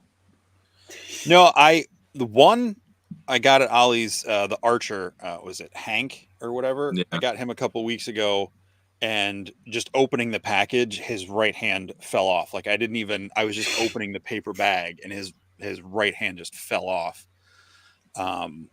So I got a second one, but I'm probably going to use those for customs of some sort. But the Owlbear just looked fun. Yeah, it's a really nice looking figure. Couldn't pass it up. I like that you can convert it from 4 legs to 2 legs. Mm-hmm. Speaking of stuff for the holidays and sales and stuff, do want to mention the raffle that's going on in the Cabal, because there's a ton of great prizes on there. Toys for Tots. For toy, yeah, it's going for a great cause for Toys for Tots. I know there's gift cards, there's figures, there's figure sets with painted parts from a lot of different artists.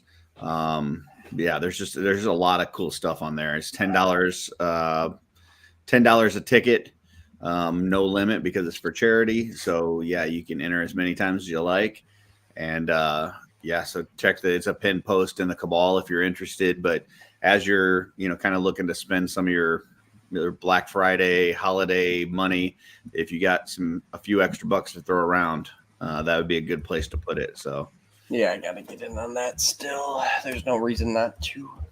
what the fuck are we looking at?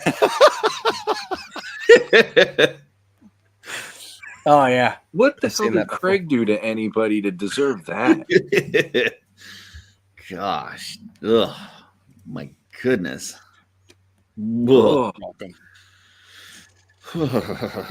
Hey, Mark's here. Or Craig. Mark Rivera.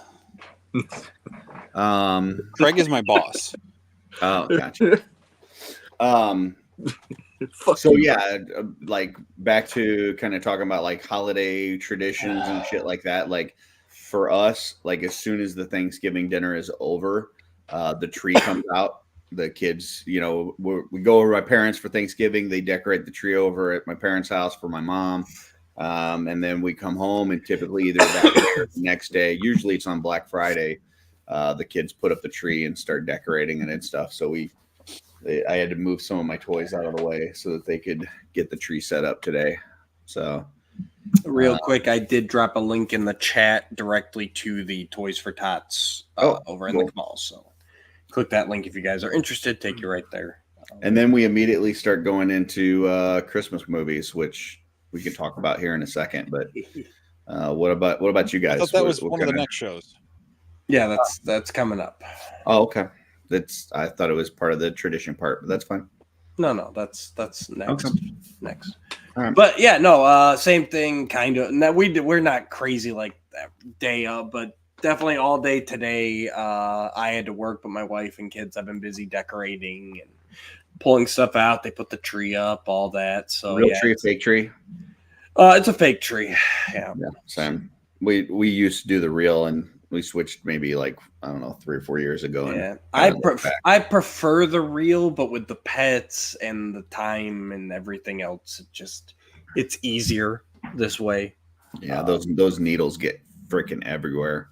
They do. And like I said, my wife likes to get right on Christmas on Black Friday, so it's having the fake tree can just go straight up. Whereas Yeah. especially like here, we're having unseasonably warm weather, so then I would make her wait a little bit longer for the tree. And yeah.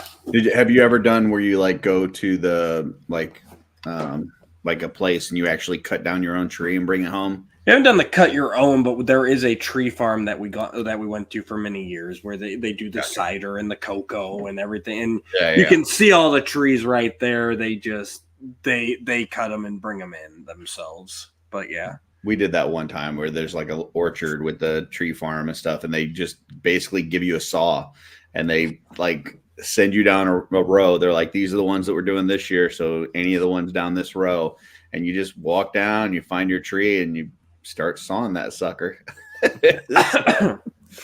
But yeah, that was it.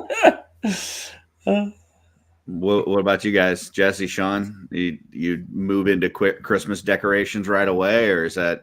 I mean, Jesse keeps his up all year long, so No, I don't. yeah, you got your lights. Your do Christmas you lights. Nope, do that's not you Christmas do a decoration. tree, Jesse, or are you just Yeah. lights? Yeah, no, I have a tree.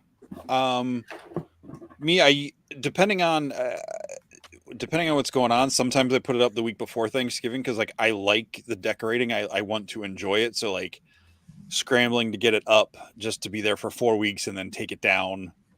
But I didn't get to do it last week, and this week I got to paint stuff for the Toys for Tots thing. So I might not put my tree up this year. I did put a couple of my Christmas figures and stuff out, but yeah. You don't have a lot of room, so for some reason I envision you having like the Charlie Brown tree that's like. No, You know, I have a 6 foot fake tree. It goes right in front of the window. I leave the window blinds open. All Christmas season while they're up. That's on a timer, so it's like got the lights. Your blinds are open all Christmas season. Oh boy, just checking for a friend. I mean, it's not my bathroom window. Oh, okay.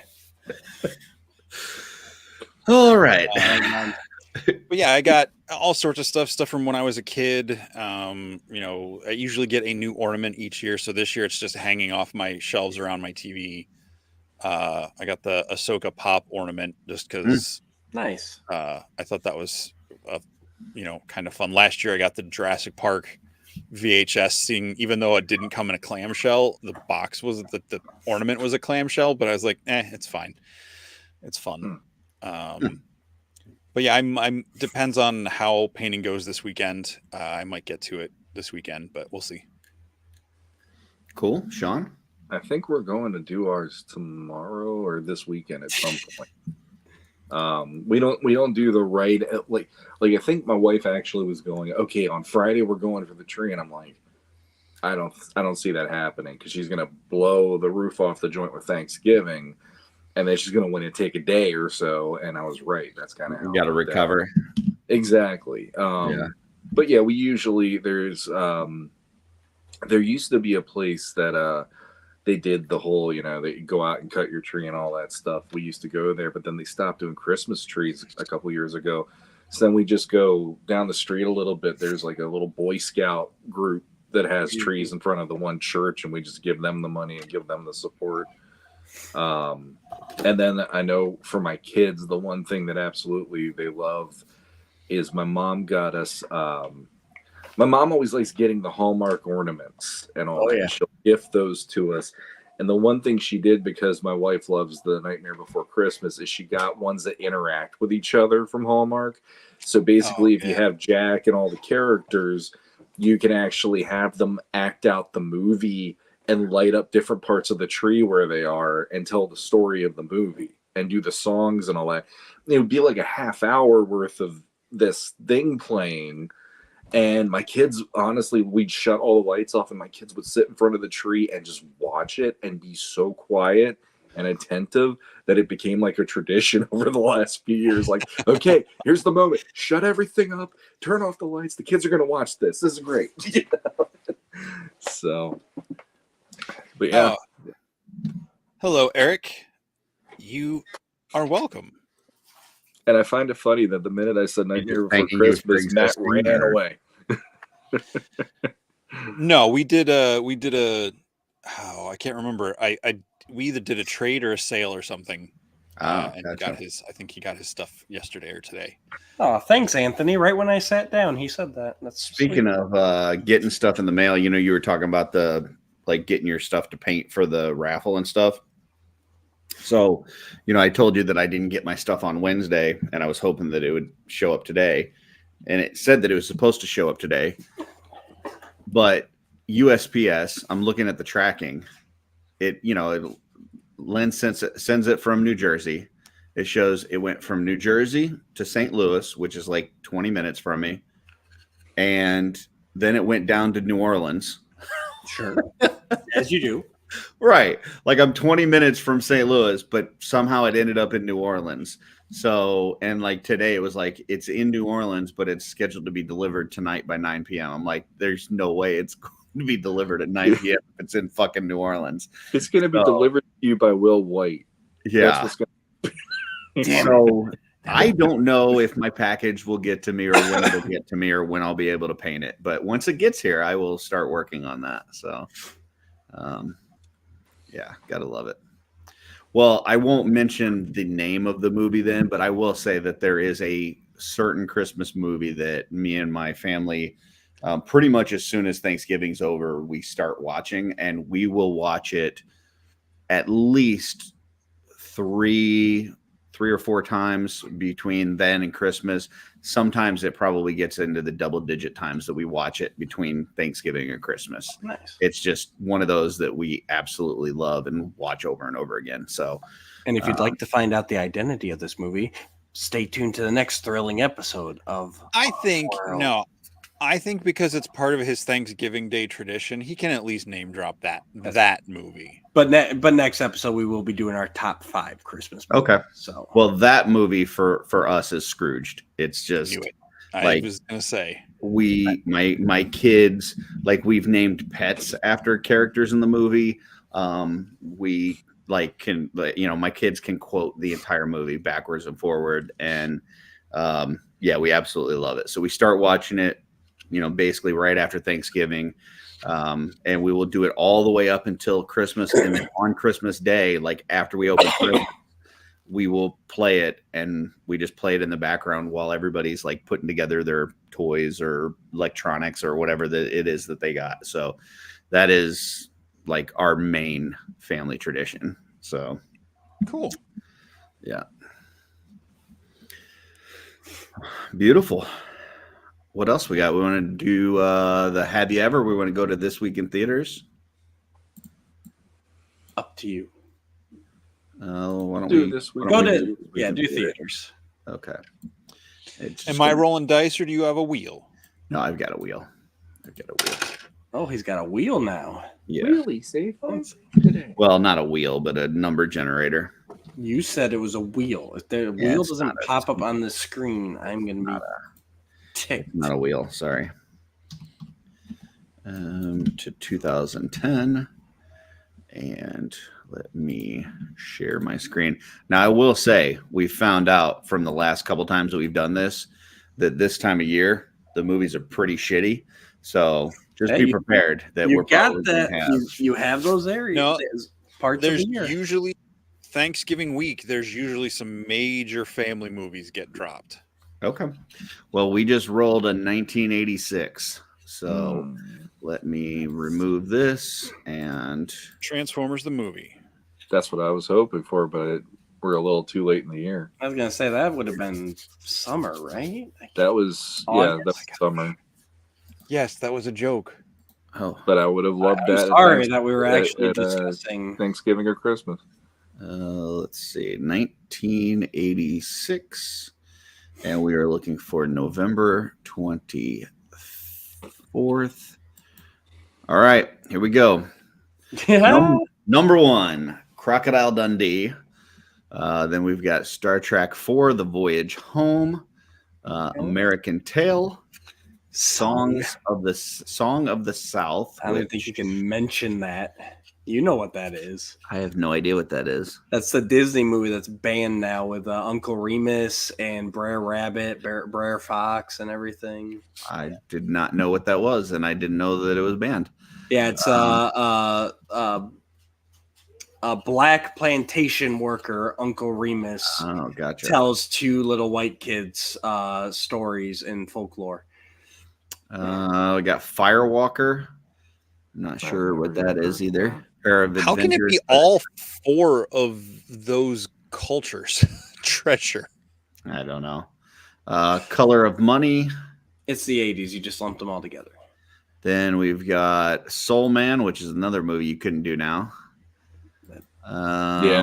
Oh, my that's God! not what I thought it 86 was. that year. Peggy Sue Got Married.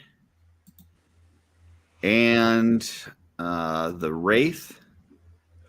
In a small town in Arizona, a mysterious man spirit descends from the sky and manifests in a sports car and targets a local violent road racing gang of motorheads. Curtis, how is that not one of your favorite movies? This is going on the list. Like, how do you not watch this thing? Who's in it? Does it say? No, we always have to look that up separately. So if somebody wants to look up who's in The Wraith, that would be great. I got you. And then number 10 is Stand By Me. So, Charlie Sheen, What, there The you Wraith? go. The Wraith, Charlie Sheen, Randy Quaid, How do you not know about this, Curtis? Clint Howard. I mean, I just put it on the list, so it's definitely getting watched tonight after this show's over. One of the guys' names is Gutter Boy. So there you go. Yeah. All right. So top 10. We'll start with Dooch. Work our way up. Dooch, what are you seeing? Oh, I think I've already watched Crocodile Dundee on one of our trips to the past. I don't know that we had Crocodile Dundee. I think we had Crocodile Dundee 2. Was Two. it? Oh, Yeah. Because I know Jesse picked that one, which for some reason he still likes that one, even though it's not good. So It's not bad either, but I actually haven't seen a lot of these on this list, so this is one of the ones I've seen the most of, if I'm being honest. I think I'm gonna go with An American Tail. I've always enjoyed that, and good animation, good music, good story. So yeah, I'm gonna go watch Five-O Moscovitz. All right, Sean. So if I go back in time, I'm gonna go and find my mom as well, and I'm gonna go treat her to go see Star Trek. Because honestly, like I know everybody likes Wrath of Khan, but when I was a kid, this one got me on so many levels. I was like Voyage Home. It's a good one. I mean, I liked it in general, but I also love the punk rocker on the bus and his song that he sings, and the double dumbass on you and all that stuff when they get here. Always remember where we are parked and all looking that. for the nuclear vessels. The nuclear vessels. Exactly. That's so good. Okay, cool. Jesse, do we need to even ask what you're seeing? What do you think I'm seeing? I think you're seeing Crocodile Dundee. I think 100%. you've seen American Tail. Yep, American Tail. Yeah. Really? Yep, I did see it. I'm pretty sure I saw it opening weekend with my dad. It is I'm going to try not to get all emotional right now. It is a very strong attached movie for me and my dad because it came out like 2 years after my parents, or the year after my parents split up. Mhm. No. So this was my first Christmas, Thanksgiving with my parents split up. So going to see An American Tail with my dad, because there's that whole real strong bond between the father and the son in that movie. Mhm. I still have the plush Fievel mouse. It's one of my few stuffed animals that survived my childhood, probably because it was at my dad's house. So I still have that in the corner over here. But yeah, I would love to go back and see that on the big screen again for the first time. Nice. I know it's not the first, we'd be go back as we are, but I'd love to go see that with my dad again. Okay. You want to return the favor and guess what movie you think I'm seeing? Song of the South. No, I have no idea. Let me give you a serious answer. Hold on. Star Trek Voyage Home. I am also seeing American Tail. Oh wow! I would not have guessed that. This time of year, I am looking for, really wholesome, heartwarming, tales. Just I don't know, something that makes me feel good, something that I walk away feeling good from, and that's one that I, like you said, I had a strong connection to. The whole song about being apart from people and wishing on the same star and stuff like that's. There's been times in my life where I've been away from family or loved ones or whatever, and I've kind of had that thought in my head we're still under the same sky and all this kind of thing.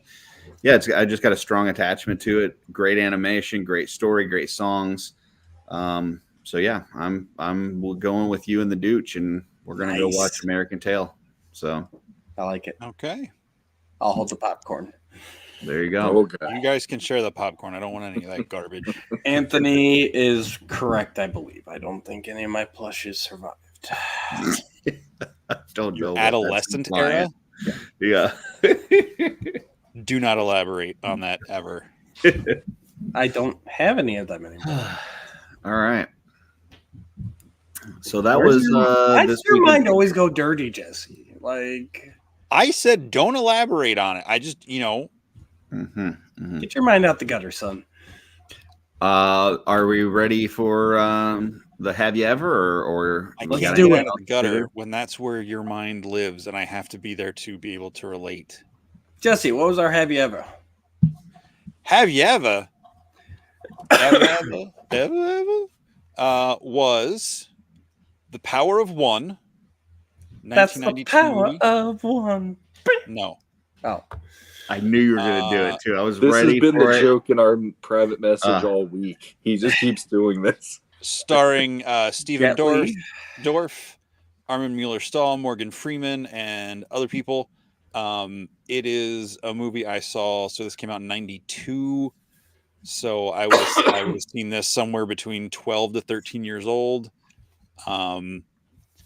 Up to that point, most of my only interest in Africa was based around animals because I'd watched what was it, Daktari on TV. It was like an old TV show.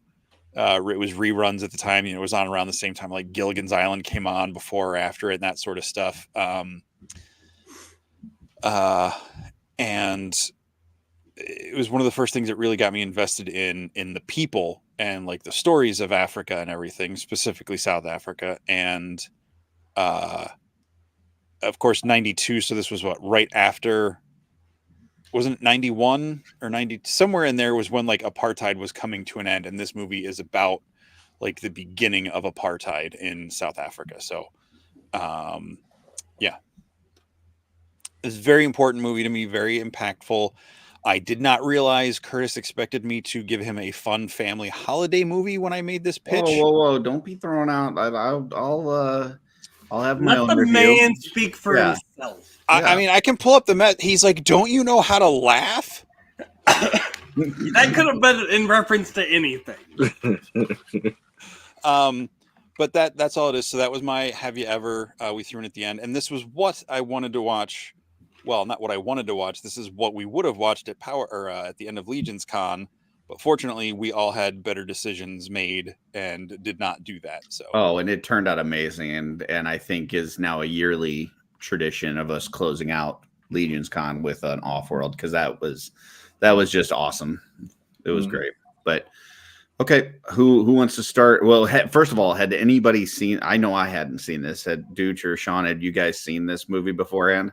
Nope. I feel like I saw some of it at one point, but I never saw it from beginning to end. Okay. Who wants to begin? I will begin. you didn't watch it. I had to pull a Jesse on this one, and I did not have a chance to watch it. God, you guys are so shitty. Fuck. You were But like look, the this worst was my co-host have you ever, and I'm not giving Dooge any crap for not watching it. I am because like you got to commit to this shit. I watched 7 Step Up movies. That was You on only you. had to watch one. That was The entirely your own Bangladesh one didn't choice. have to happen. Sean, did you It was watch only this? 6. I watched it last night. Yes. And go ahead. What's your take? So I guess the way I'll put it is there are definitely movies that are Jesse, and that's like like I have a weird view of movies. My view of movies is an escapism. Typically, I always just want to like transport me somewhere, let me get out of my own head for a while, give me a little bit of a recess, and do something creative or whatever or funny. And Jesse typically has he goes to some of these movies and there's a lot more thought into it, and there's a lot more like there's substance or historical relevance that maybe I'll be like I'm good, like I don't want to go there because I look at movies the way that I look at them. And when I'm watching this movie, I'm like, this has Jesse all over it, and that's it works for him. And it's like me watching it, I was watching the first bit of this movie and just like, this is really amping up my anxiety and stress, even watching what happens to this poor little kid. And then the other thing was, and I'm not trying, we went to 1986, it was the racist year. Okay. I'm not trying to be racist, but there is that tendency you see in movies or TV where if there's a black woman in a movie theater, she will be calling out things before they happen on the screen and it'll be a joke. And in this movie, all I kept thinking was, I kept going, don't be friends with this kid. Don't be friends with this kid. You're dead. I knew that was going to happen. And that just happened to this poor kid, like, constantly. And it was not, I'm glad we did not do this at Legion's Con, because it would have been a whole different ending to Legion's Con for the four of us compared to us having fun and just hanging out with everybody. It is a heavy movie. I'm not saying it's a bad movie in any way, shape, or form, but it is not one I would ever go to for entertainment value, because it is a lot to get through. It did help me understand this is me being stupid, and I never learned about it, but I did not understand what apartheid was until I saw this movie last night. So now that I understand that, I get why that is a horrible thing. But it was like, I never came head to head against that in my life. I always just heard of it. And now this gives me, okay, this is what that's about. But again, it's like, this was a lot. It was pretty heavy a lot of the time for me to watch it. So, yeah. All right. I will agree with Sean that this had Jesse Spooge all over it. Well, I said Jesse, not Spooge, but Jesse. Yeah. It was fucking painful. I watched 7 Step Up movies, and never once did I feel like I have to stop. I have to turn this off. This movie had me to the point where, like, me and my wife, because my poor wife, she's a saint. She actually watches these things with me, even these ones that Jesse recommends. And we're sitting there watching this thing, and we both look at each other and we're like, what is wrong with Jesse? Like, who hurt Jesse? Like, can we get a list of the people in Jesse's life that hurt him, that he like enjoys something like this? And I was about to turn it off. And then all of a sudden I see Morgan Freeman, and I'm like, fuck, Morgan Freeman's in this. Now I got to give it a chance. I got to let it play. I don't want to be the douche. I don't want to be the guy that turns this off halfway through.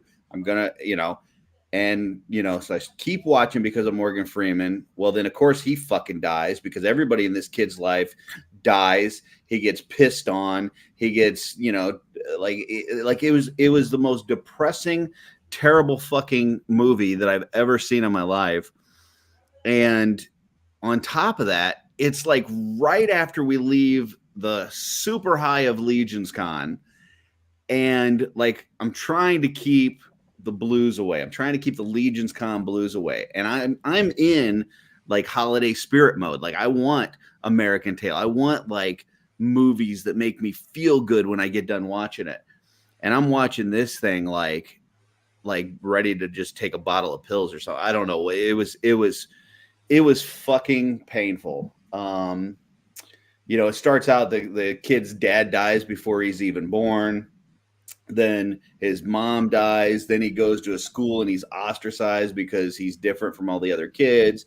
And they literally hold him down and pee on him. Then it's got Nazis in it. Like, cause that's, I'm like, what's one of the favorite parts of my movies? Well, yeah, throw some Nazis in there. That makes a great fucking movie.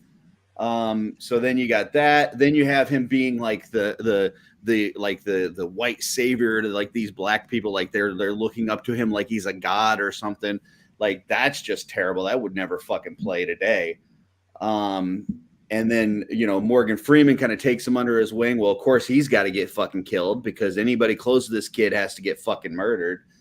So he dies. And then like I'm waiting for like, okay, well, at the end of this, he's going to go through all of these trials and tribulations. At the end, there's going to be some sort of positive that comes out of this. And no, it's just fucking terrible. It's just, it left me feeling bad in general. Now I understand what Sean's saying. I didn't know shit about apartheid before this. So yeah, I guess there was an educational piece to this. If that's what Jesse was trying to do, he's made me read. Now he's making me educate myself. So yeah, there was that part to it, and it is a powerful movie. I'll give you that. It's a strong message, but it is not something that I would ever have chosen to watch. It's not something that I would ever recommend to somebody unless they were my worst enemy. And yeah, like, I wish that I could go back in time and tell myself to do a douche and just not watch it. I was gonna say, I think I won this happy ever. I think you did. You guys. So that's my take. But all that being said, I still love you, Jesse.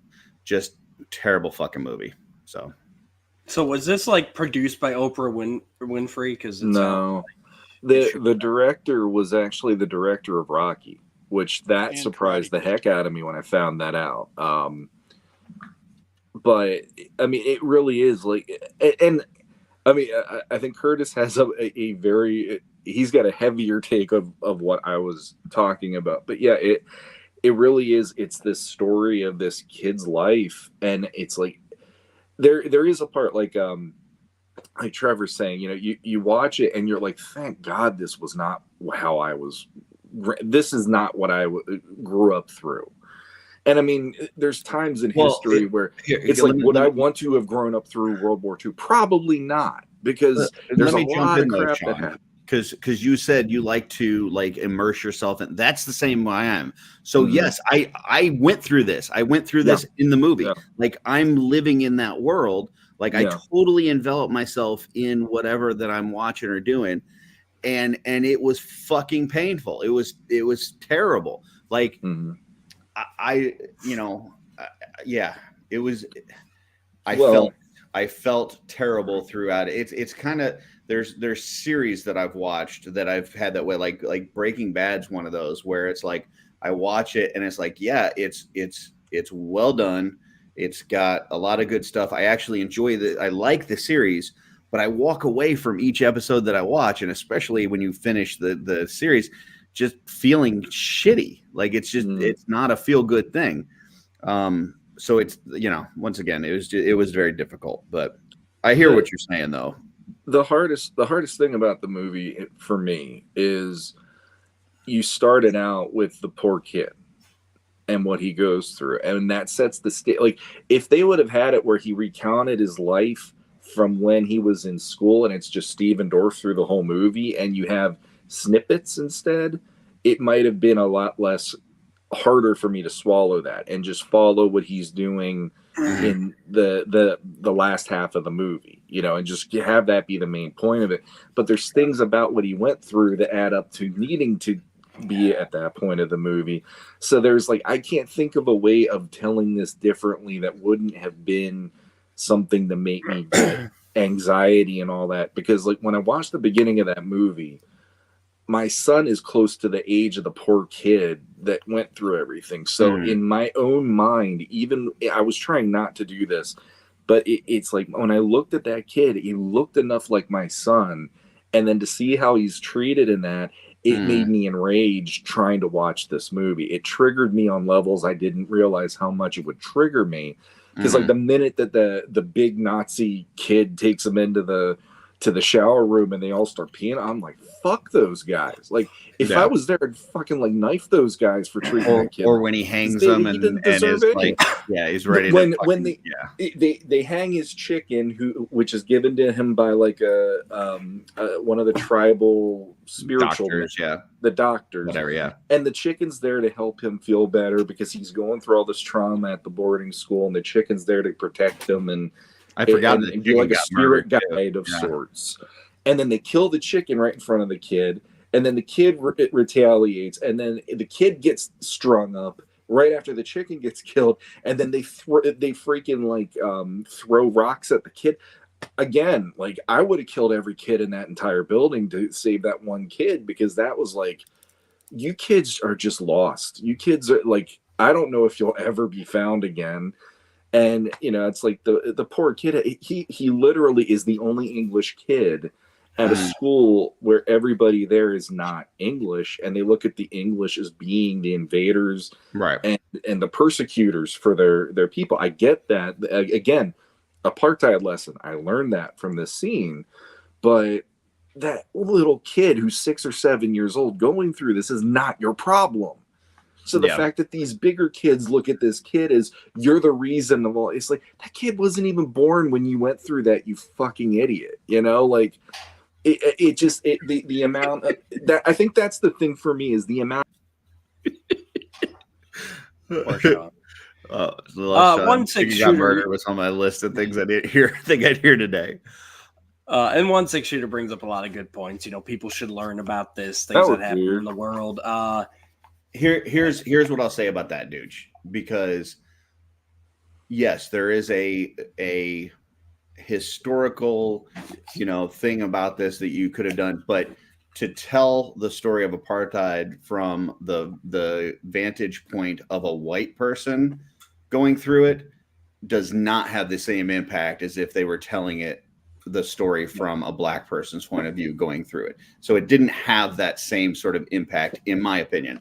And then on top of it, fucking true story. And first of all, this kid's firsthand life experience. It's based on a true story. It's not a true story. It's based on a true story. Based on a true story.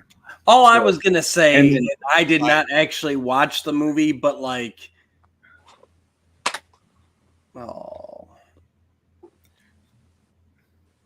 Curtis. Listen, it was fucking bad. I'm sorry. And if it was one of those where like he goes through all this terrible shit and at the end he makes a difference, or it like you show some sort of, hey, we went through all this and at the end, like, here's the difference that you made and you can make a difference in going through this, then I would be like, okay, I get it. But I just didn't. It never got to that point. It was just painful. What I was gonna say is I like documentaries on this kind of stuff and to learn about what I mean. But like I have a hard time with this kind of stuff in movies. It just like you said, in movies you want more of a narrative. You want more of which doesn't necessarily exist with stuff like this. And 1-6 shooter does ask Sean. We'll let you jump on this. What do you think? Because Curtis did his opinion already. Was it bad, or did it just make you feel uncomfortable?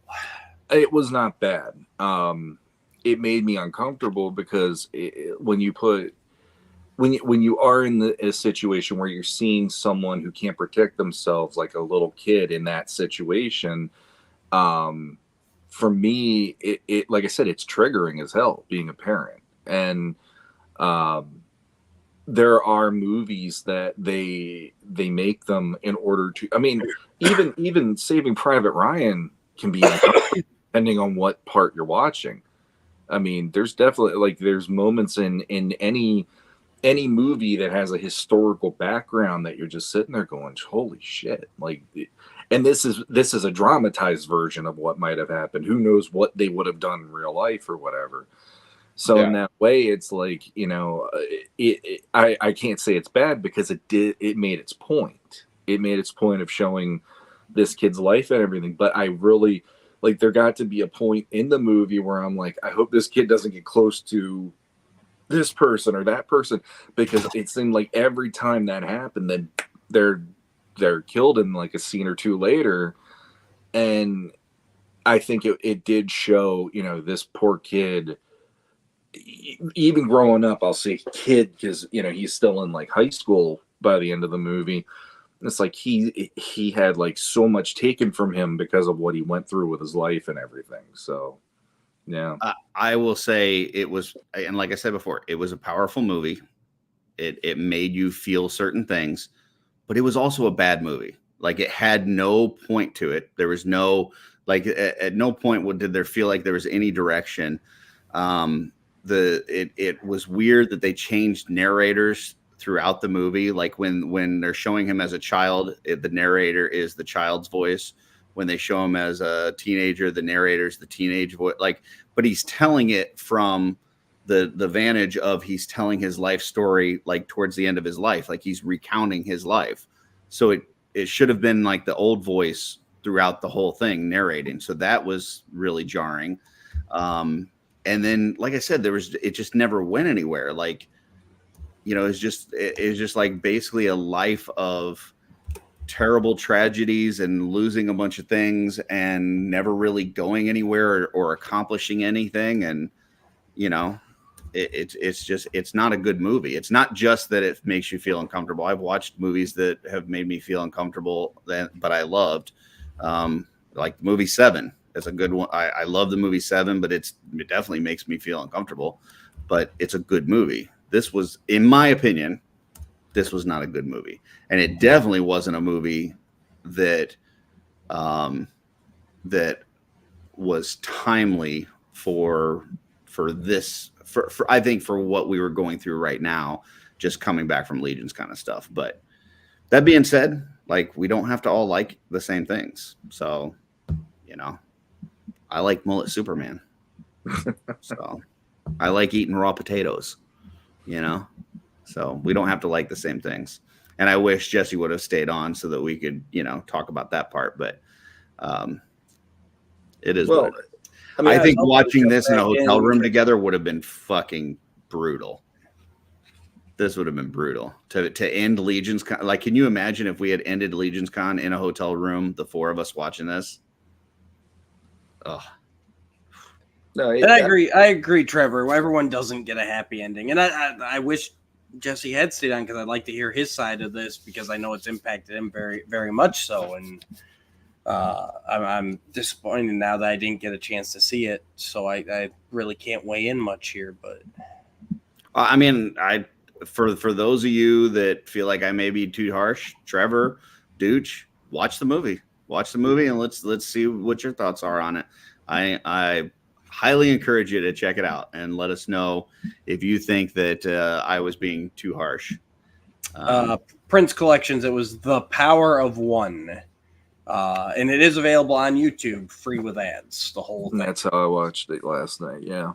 And I mean, what's funny is my wife and I have had the argument about a similar thing where she likes certain movies that I flat out have been like, I don't want to watch it because I know I'm going to be in a bad mood or it's going to affect me in a different way. And, you know, for her, she's just like, but isn't that what movies should do? They shouldn't just be like escapist entertainment. And I treat them that way because that's just the way I've always been. It's like if I had a long week, I'll go to the movies when I was younger and I'll go see whatever the blockbuster movie of the week is or whatever. But, you know, like there are certain movies where you're just sitting there and you're like, you're having to deal with stuff that you don't let yourself deal with. And in some ways, you know, like for me, it takes a certain amount of bravery. I don't have some days to do that. And, I mean, I've definitely watched certain ones where I'm like, wow, I don't want to ever go to where that took me again. Right. And I won't go back to it.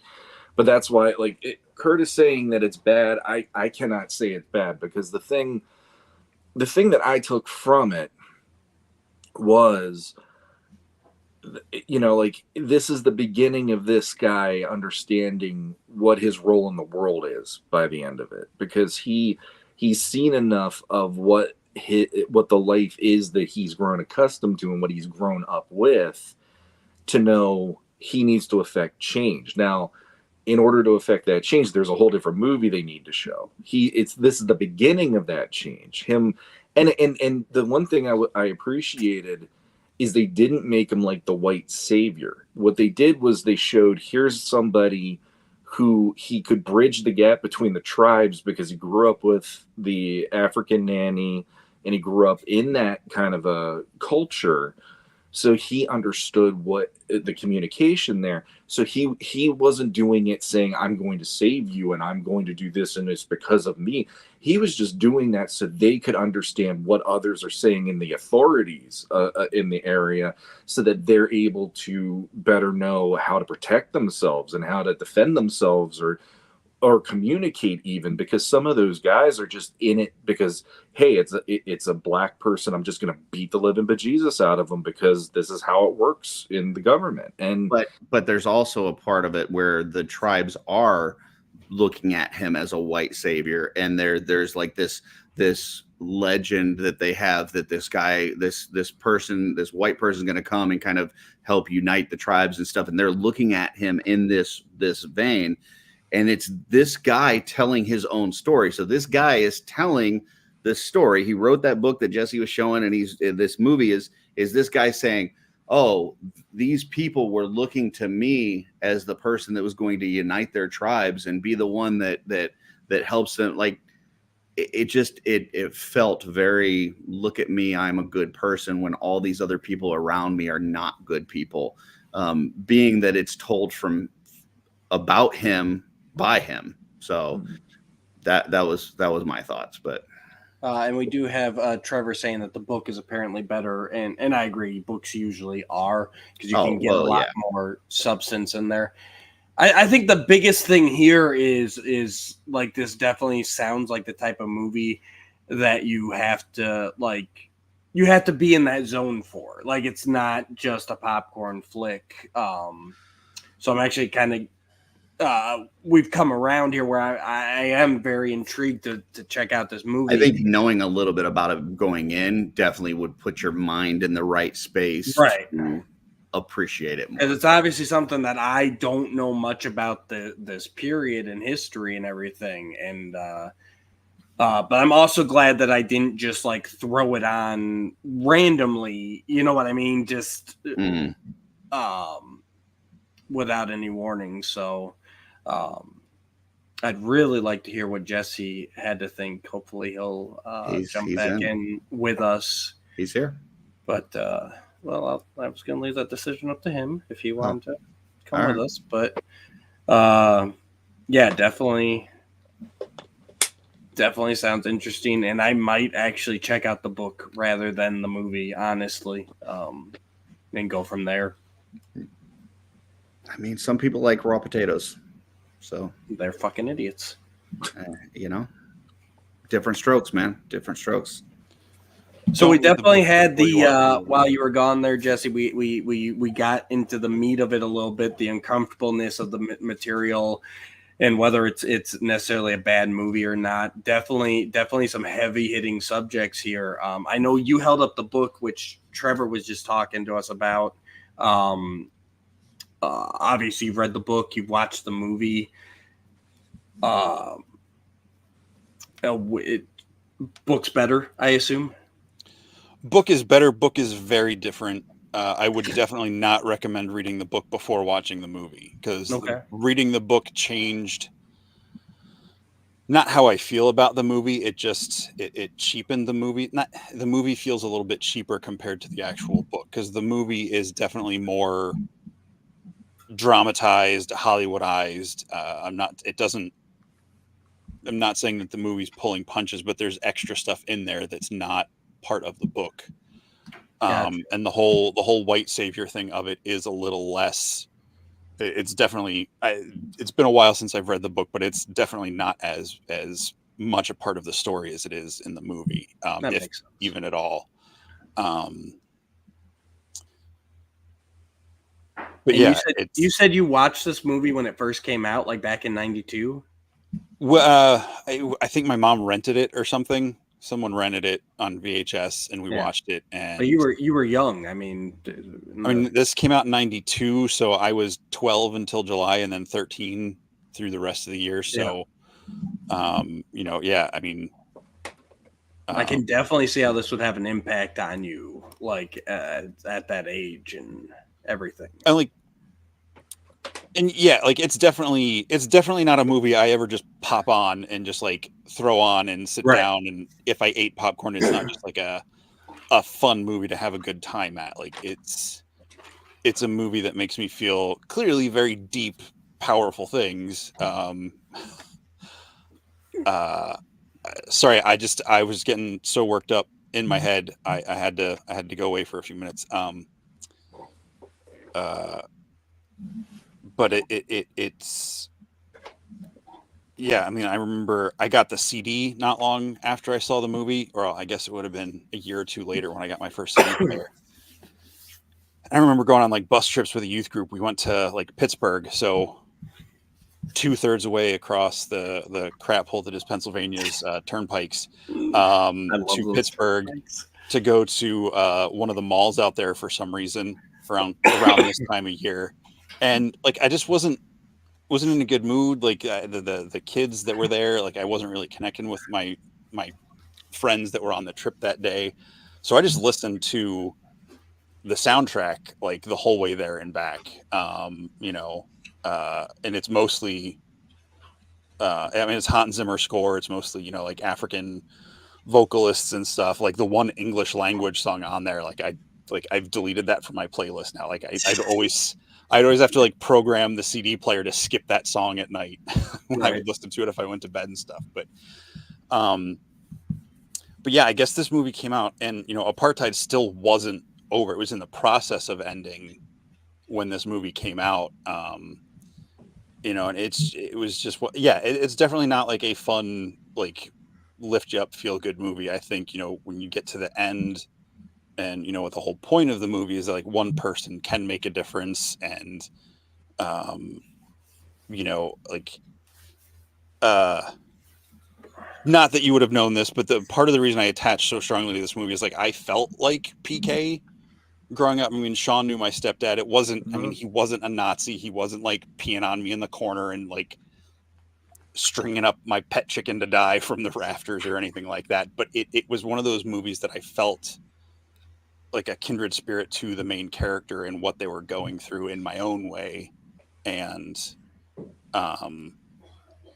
you know, just the fact that he just kept going, like he never gave up. He kept getting up, kept going through all the crap and all the horror that he went through. But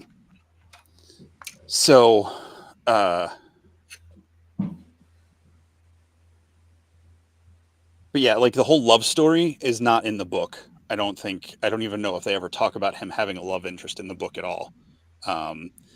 And it is even the book is semi-autobiographical, so it's not even like a 1-to-1 exact for this guy's life, but it is based on a lot of experience he had.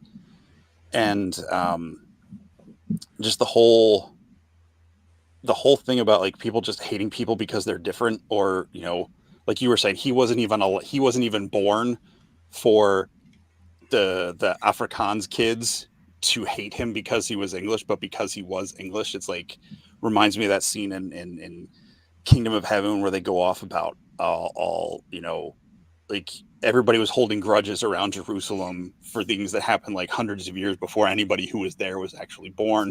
But then they all did horrible things to each other in those moments, and just how, you know, like all that stuff just really stuck to me as a kid.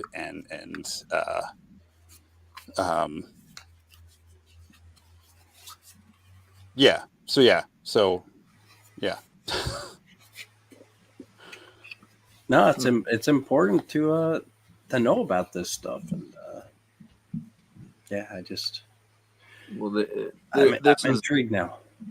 This is one that I've known is a part of your, you know, your filmography that you like since probably 92 or 93, I want to say, because I remember you had like a poster too or something at one point. I could have swore you were talking to me about it, The Power of One. There was something somewhere in your house where I know you brought it up to me, and you were trying to explain to me about it. And it's one of those movies that, like I said, it's very much like, this is you. This is one of those movies that it's like, it's coded for you very much. And so now that I saw it, it's like, I also now, like, knowing what you're bringing to it and explaining it now, I'm like, I can see all of that completely. So I can see why it matters the way it matters to you and all that. But yeah, in Curtis's case, I think he was expecting a feel-good holiday movie and everything, and so the fact that it was a lot more heavy and it was a lot more, you know, emotional and a whole bunch of different levels, that it seems like, you know, he and I both seem like we're very much like, give us something fun to watch for an hour and a half to 2 hours, we're good to go or whatever. And so it's like, yeah, it's a 1-2 punch to go like, this is the movie we're seeing, this is the kind of thing it is. But at the same time, I don't think it was a bad movie. It's just like Matt actually has the advantage out of us now, because he's aware that it is going to take you to some of those places. It is going to be a little heavier, so you got to go into it with the mentality, and then you can probably get more out of it. It's like I felt I got a decent amount out of it because, like I said, it taught me a history lesson I did not understand for 45 years of my life until last night. So I thought it was going to be a Jet Li movie with a Huey Lewis soundtrack. So, well, I guess that's on me for not preparing you guys for it, ahead of time. So I apologize for that. Nah, you're But good. yeah, Man. I will not, I recommend stuff that, obviously stuff I don't think the Step Up was more of a joke recommendation, but it worked and you guys gave it a shot. Yeah. But like, when it comes to more serious movies, like I wouldn't recommend something just to be frivolous or flippant or whatever. Something like this is something that's really important and meaningful to me. So maybe wasn't the right thing to recommend for the show, but first of all, there's nothing for you to apologize for. If this is something that you like and we've never watched it, that's the whole idea of what this segment is for. Yeah. It wasn't for me. It wasn't for me at all. But that doesn't mean that it's not worth recommending on here. There was still benefit in watching it because, like Sean said, I didn't know anything about this stuff beforehand. So yeah, I did learn some of that. And for me, it's one of those where I can put up with a lot as long as I feel like there's some sort of payoff. I kind of equate it to, watching Saturday Night Live. Like it was a lot of times I would watch an episode of Saturday Night Live and I'm like, man, this is just such garbage. Why do I even watch this? And then Weekend Update would come on and I'm like, okay, this is fun. So it's like I can put up with a lot as long as there's some sort of payoff. And I just never felt a payoff with this. Like even the title, the whole Power of One, I never got that. I never got the feeling that he actually made a difference. Like it just felt like at every turn, shit just did not go his way. Now, I will give you the fact that he kept going because through all of that, through his chicken being murdered and his mom dying and his mentor dying and even if the girl isn't in the book, she's in the movie and she dies and it's partially because stuff that he's doing that gets her killed and yet he keeps going. So there is some value in that somebody not giving up, because I definitely would have. Like I would have fucking shut down. But I just never felt like there was a payoff. Like, oh wow, all this stuff that I went through, made a difference. So I don't know. That's the way movies are done now. They're set up to always do that for us. It's almost like we're spoon fed, but wait, you're going to get the happy ending eventually, or you're going to get the something happening at the end to make you have that, like, okay, I can leave the theater knowing that happened. This is one of those movies where it does feel more like life than it feels like the typical way that we're used to movies now. And it has that feeling of, for every step forward or every couple steps forward, there's going to be something ripping you backwards against your will. And the whole thing at the end is just that idea of him pushing forward and him getting the chance to keep moving and introduce what he can to other people is enough to go, this is the beginning of some, like I said, this is more of like an origin tale for this person and what their effect is in history later on. So, I mean, here's this weird meta thing that I'll even say. You and I have actually said watching this movie made us understand something we never understood and known about it by a name. And here we are actually watching that. So in that way, it's like the story itself is doing that because of this movie. And that's actually pretty powerful, if you ask me, compared to, hey, let's go see Captain America again, or let's go see Iron Man. Well, by the end of Iron Man, he's going to beat up Ironmonger and you're good to go.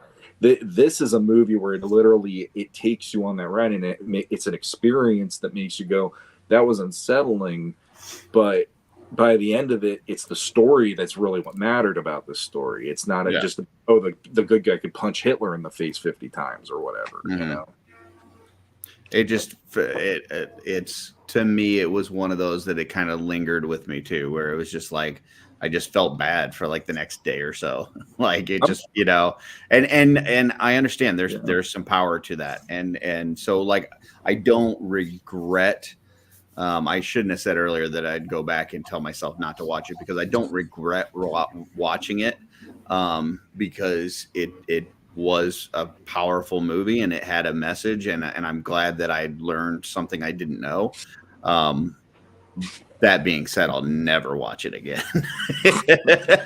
So see, a movie like that for me is Seven. Like I feel like I didn't. That's exactly what I mentioned when you were gone. Yeah, like that's the movie.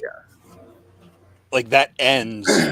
There's no redemption. There's no turnaround. Like Brad Pitt loses in the end. He succumbs to the final sin in that and everything. And like it's very visceral. It made me feel a lot of things, but it's like, all right, I felt that. I don't need to feel that again.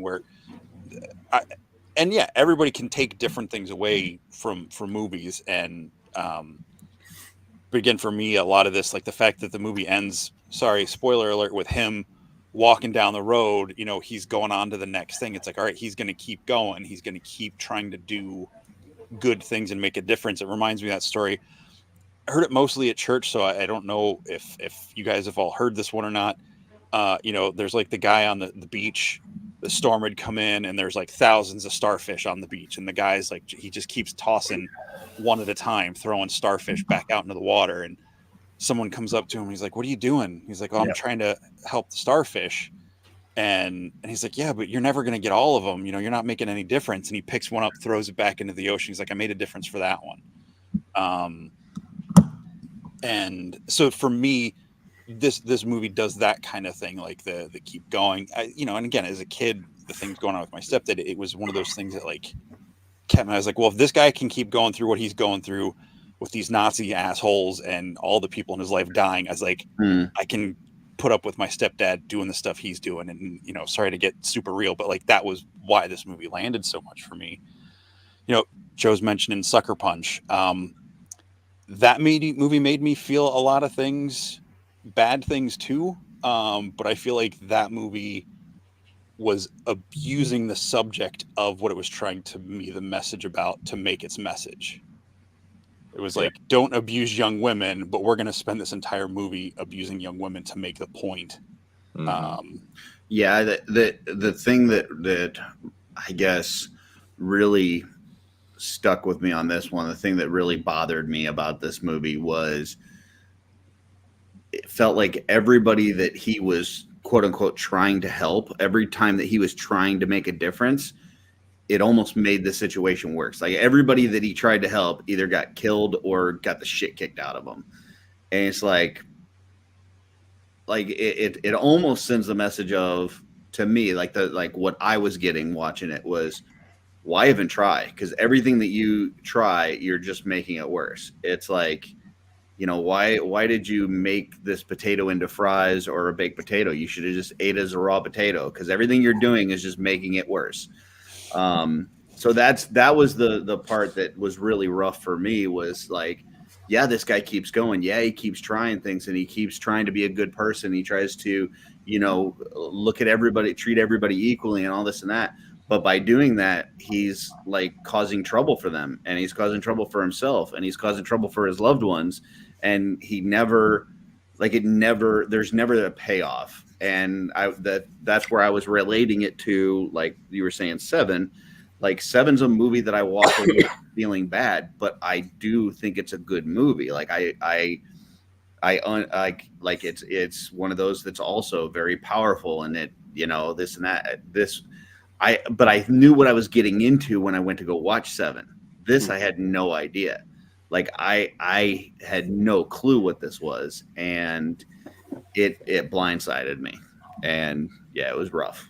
So yeah, it's definitely a rough movie.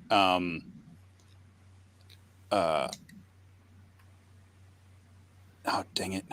But I know even like Trevor said earlier, though, not everybody has a happy ending. Not everything works out. Like sometimes you just end with Empire Strikes Back, and you're like, okay, my fucking friend's gone, and I lost my hand, and I just found out that the fucking baddie of the universe is my dad, and it just ends on a shitty note, and that's just life, and that's And maybe one of the things with Power of One is the fact of when it came out, when I saw it, and all of like apartheid was ending in South, like all of that stuff was happening. So I guess in my mind as a kid, I know that movie was happening in the 40s, the setting of it, but like we were seeing, so 50 years later, we were seeing the real world results of the ending of apartheid.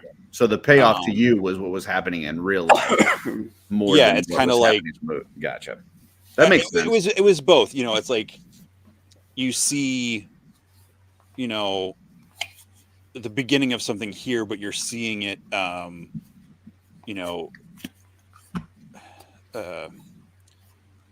it'd be like watching Patriot, the Mel Gibson movie. Well, this is how, America started, but like we know where we're at now. It's like, I mean, that one does have a little bit more of a, I don't want to say happy ending, but because almost everybody in his family dies too because they're doing things. Yeah, but I'll say this, in this movie, and like,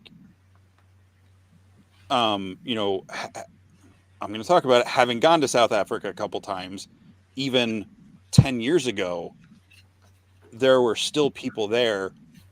The people we were working with, there was a couple of mixed race families. They'd walk in, so it'd be like 3 white sisters. 2 of them had, black husbands or boyfriends. And then like another person was with them. And the waiter at the restaurant would be like, so there's 3 of you? And they're like, no, there's 6 of us here. Because the waiter at the table was literally ignoring the black African people that were with them. And just all those things. So even though the government had changed, like all that stuff was still a lot of that happening, where it's like here, it's like, oh gosh, how could you even, imagine something like, these were the stories of the people who I was experiencing, like, and they were only a couple years older than me. This wasn't like older couples, reliving the past, but Hamlet's a nice uplifting family tale. Oh my gosh. Another part that was a little rough for me, which I guess, I mean, it had to have happened, but I guess I'd never really thought about it, is people actually welcoming the ideas of the Nazis. Like in, I guess in my mind, I kind of always like just associated it with, Hitler and Germany and all this and that. But like, that spread out quite a bit. And there were people across the world that were like, hey, these guys, they got it right. Like they're like we're excited about the things that they're doing. And like to see that was a little rough too. It's like, and I mean, hindsight 2020, I guess, or looking at it from this time and looking back and going, what the fuck was wrong with you people that like you're welcoming the ideas of Nazis. Well, but to see that was like in their mind, it was, I mean, you see it with him, he's British. Yeah. They were Afrikaner, which was the white Europeans that settled in South Africa, right, are the Afrikaners. And they were largely German and of Germanic countries that had settled there. So you've got the native Africans that lived there. Yeah. You've got the British that remained British, and then you've got all the other white people that became the Afrikaners. So they all hated the British because the British won the Boer War. Yeah. And all that stuff. That's what the movie Shaka Zulu is about, and all that stuff, or battles during that. And so for the people who were there of German descent, by maybe a generation or two, still being so proud of that heritage that like, well, yeah, we're better than everybody. So when the Nazi stuff rolled in, it was just like, yeah, okay, these are the people, they are telling us we're better than everybody, so we're gonna embrace that shit and just, I'm not saying I feel that way. I'm just like, yeah, I I don't know. I guess I'm so. I can't understand like my biggest thing as a parent is making sure that my kids grow up with a good heart, that they truly love and care for other people. Like I don't, I figure all the other stuff like grades in school and being, having a profession that you're working towards or whatever, like all that stuff is secondary. Like I just like have a good heart. And I just don't understand somebody not liking somebody because of where their ancestors were from or because of their skin color or whatever. Like it like I can't fathom it. So to see people that are like, oh yeah, like these guys got it right. Like these guys, like these Nazis are smart and we, we're excited because they're making progress and they're, taking over territories and we want to be part of their group. And like the guy is like, carving the Nazi symbol on his arm and stuff. And it's like I don't get how any person, like I was going to say rational person, but I don't think you can be rational and do that. But I don't see how any person could look at that stuff and be like, yeah, I agree with that. And I think that we should hate other people for no real fucking reason. Like I don't know. I just don't get it. Have you watched the news? No, lately? I don't watch the news. No, we play with toys, damn it. Yeah, I don't watch the news because I just like, I don't know. Like I'm a Christian and I don't like preach at people. I don't, like tell them that, because to me, the most important thing as a Christian is that we were told is to love one another. Right. And that's the thing that I care. That's the number one thing that I care about. And so I just don't get people that hate for no reason or hate for a reason that's just a stupid reason. I would say this, if I can say this real quick. I think most of those people are not joining those causes, those movements initially out of hate. They're latching on to certain things like, ooh, that thing is a thing I really attach to, whatever concept. And then the hate stuff seeps in. Well, yeah, I already don't like so-and-so. So yeah, I guess you could explain that to me. It's a whole, process of stuff, where it's like, I don't think the hate is what draws most people in. I'm sure there are some people that the hate draws in, but it's this other stuff. And then they just get so embroiled in the whole movement, getting caught up. I mean, I'm not making a one-to-one comparison here, but like how much we all love being a part of the Cabal and the Four Horsemen figures. Yep. We watched Pete and Steve get their tattoos at the show. Not saying it's the same thing at all as carving a swastika on your arm with a broken rock or whatever, like they were doing in the movie, or glass or whatever it was. But just they were so enthusiastic that someone was on their side for whatever reason, that they could make other people feel bad because the people in power were supporting them. Hold on. Let me show. Oh, good. Yes, I can. I can absolutely close my eyes.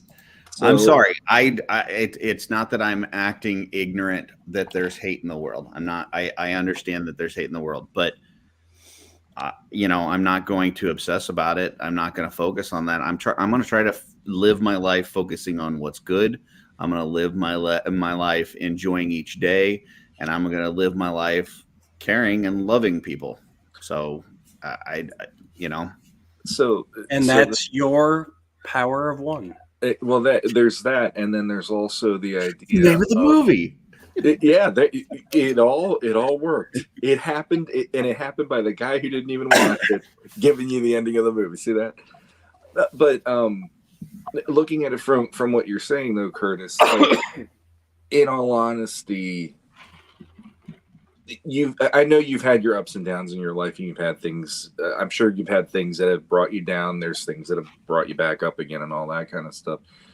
But when you're dealing with a nation that went through what they went through after World War I, and the amount of depression, and the fact that Germany was not looked highly upon in the world because of what had just happened with, you know, the war to end all wars and all this stuff. And to have this leader come along and flat out tell them they are better than this and start lifting them up again and giving them anything to aspire to when you're that low. I'm not saying Hitler is a good leader, but he really could galvanize people with his enthusiasm. If you watch his speeches, you listen to people talk about the way he was, like he had that magnetic vibe about him to actually pull people in at their lowest point. And suddenly now they had a direction again. They didn't have anything before he became that lightning rod there. And so that's why so many people were happy to flock to his banner and go, I'm German and I'm proud and I'm this and I'm that. The whole hatred thing wasn't really part of the message as much as the greatness of the fatherland or whatever it was for him. But then along the way, you find out, oh, yeah, he doesn't like this group.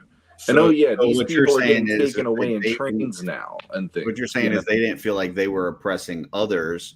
They felt like they themselves were the oppressed. Yeah, because at that point in the world, like they were in debt because of World War I. They had a lot of things. The whole world was looking at them like, look what you did, basically. Yeah. And so they were at one of the lowest points nationally that you could get to.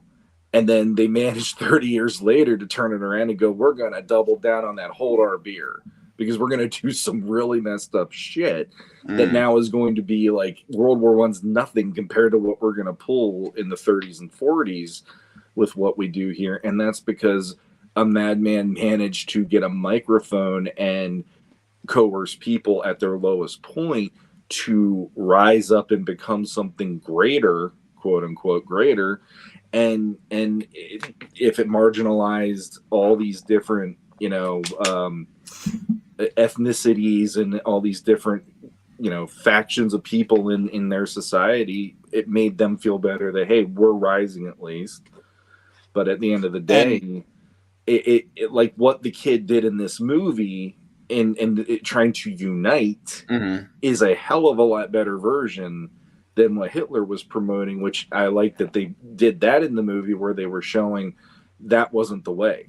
And even the Nazi guy who was the guy that was giving him so much grief when he was a kid, no, he did not get his comeuppance because of PK doing that. Yeah. But it was cool that his buddy was the one to manage to finally take that person out of his life at the end of the movie. And it was a black man who did it at the same time. So there's like a double edge to that too, where I like he couldn't go up against that guy like he could a boxing opponent. But he did manage to get that person removed from his life because that person was obviously mentally completely apeshit crazy. I agree with you. I would have just liked to see some of that payoff of what, because PK definitely has a good heart. Like throughout the whole movie, like that's like he's a good dude, you know? Yeah. And it would have been nice to see that payoff. Like, you know, one of these people that he was trying to teach how to read and write, that like all of a sudden they went on and like, you know, did something awesome or whatever. I just didn't feel like I got that payoff. And so it felt like evil won the entire movie. And it left me with a, why even try to be good? Because evil's still going to win because good is dumb. It was like the Spaceballs thing, you know? So that's, So I'll throw this.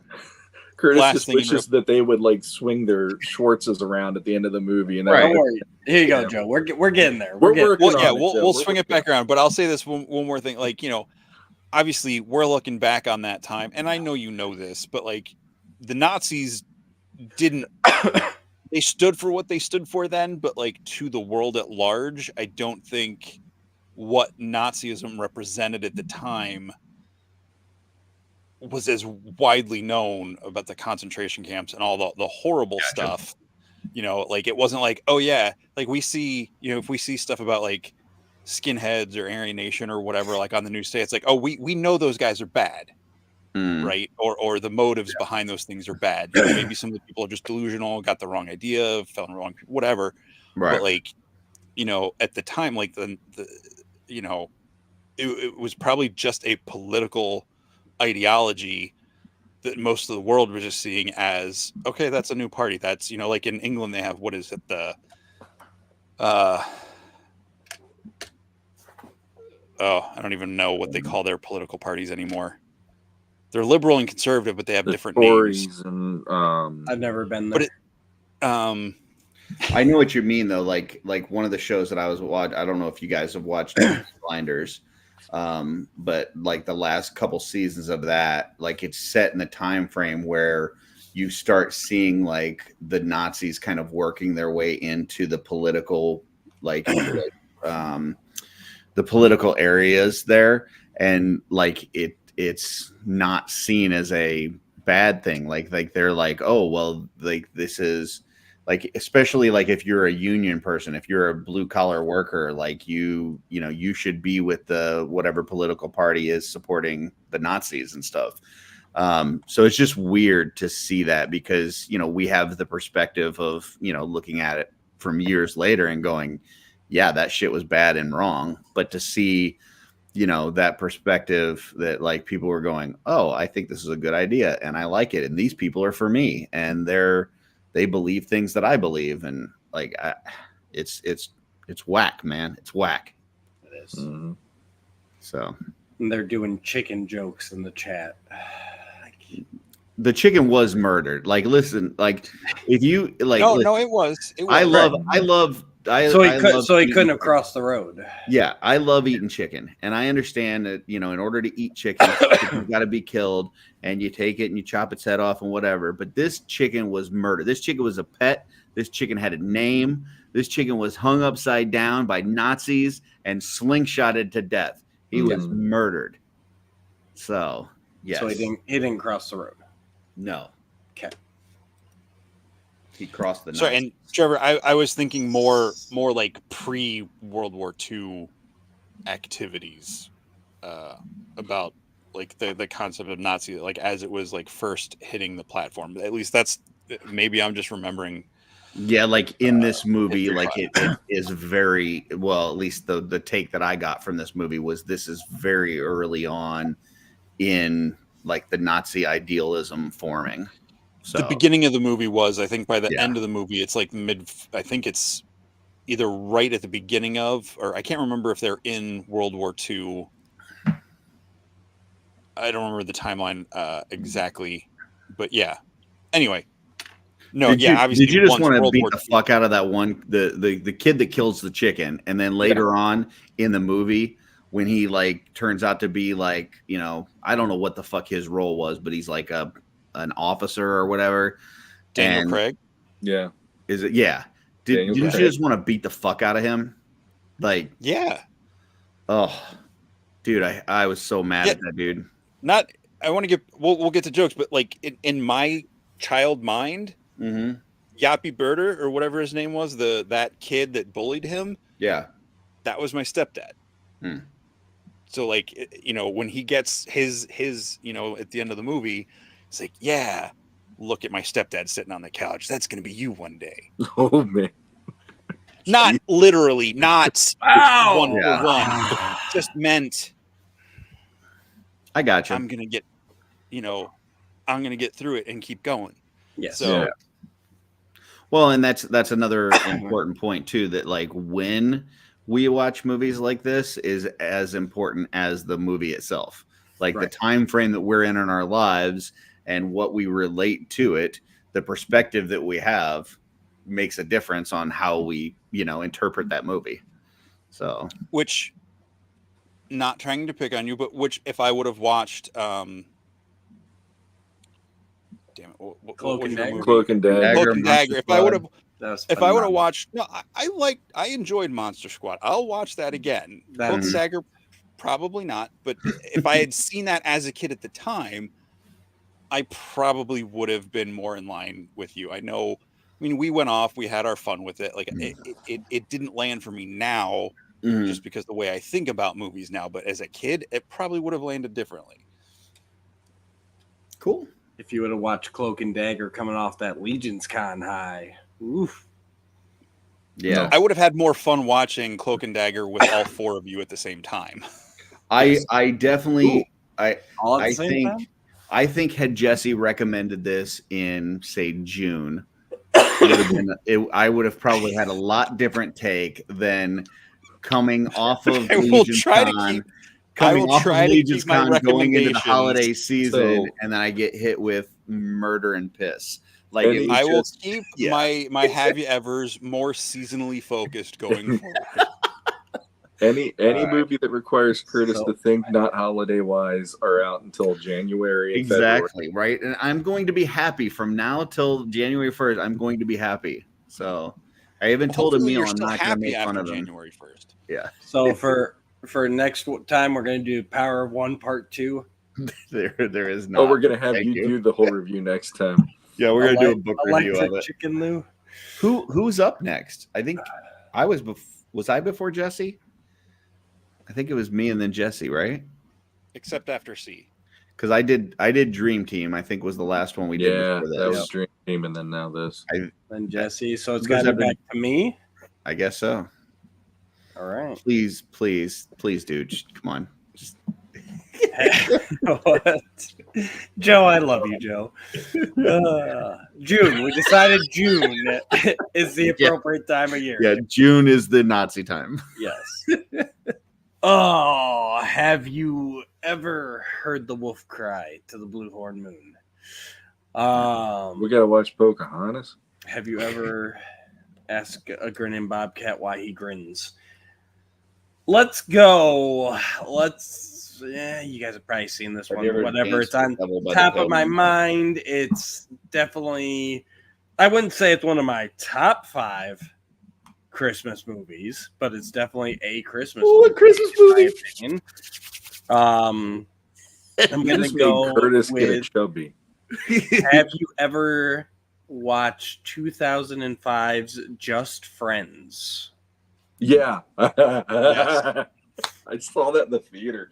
Ryan Reynolds, Amy Smart, Smart. Anna Faris. Curtis, have you not seen this one? I don't think so. Oh, I love it. So I won't get into it too much here now, but this one we caught part of it on cable probably shortly after it came out. And it was one of those where like the scenes we saw were so good we had to go find what it was and watch it all the way through. And Nope, I've not seen this. it's become yearly viewing. So What about and Sean's seen it? What about you, Jesse? You seen it? Oh yeah, I don't know if I still do, but I used to own the DVD. he probably hates it because it's a Christmas movie. No, so I'm the only one that hasn't seen it. I will argue that when I say Christmas movies, I don't like stuff like the Santa Claus and like all the ones that are like super like.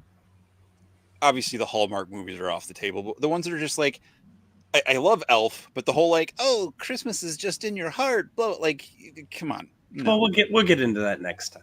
He's going into my territory. I thought I owned that spot. What the heck, man? You But guys I are going love Christmas. duke it out next I just episode. think Christmas movies are super lame. Well, I posted that link for people Some to of watch them are. 25 Christmas movies, and if they select you, you get paid $2,500, and they pay for all your streaming services and stuff. Yep. If somebody wins that, I just want to let you know I'm going to be watching the movies with you. Like, I don't care that I don't get paid. I will watch all 25 of those movies because I fucking love Christmas. I love Christmas movies. Give me a Hallmark Christmas movie. Today I watched a movie called Santa Paws. All right. And it's Santa with a dog. Yeah. All right. That's how much I love Christmas. I will watch any Christmas movie. So Now I know. All right. And There you goes go. with any Christmas. Christmas movie, I will watch. Okay. Yes. Oh crap. Have you All seen right. Krampus? So if you guys want to Yeah, play I along have. with us, watch Just Friends and tune in next regular episode, not whatever they do. It's gonna be a little boring though, since I'm the only one that hasn't seen it. Why? But We I can haven't still watched it in dis- years, so it'll be fun to Okay. watch We it can again. still discuss a I- good Christmas movie, I Curtis. Shut up. that's true. And Or else also, we're I going to be would say watching it's Nazis more again.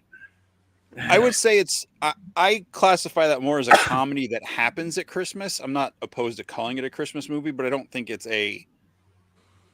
doesn't fall into the category of what I call a Christmas Yeah, movie. it's not like Ryan becomes Santa Claus or something like that. Like it's not, but it happens at the holidays. It's one less 6 shooter overtly apparently Christmas. hates just friends.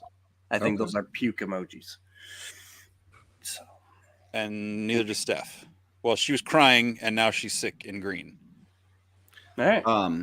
I've got to ask you guys a question. This is very off the subject. Oh, lightning round?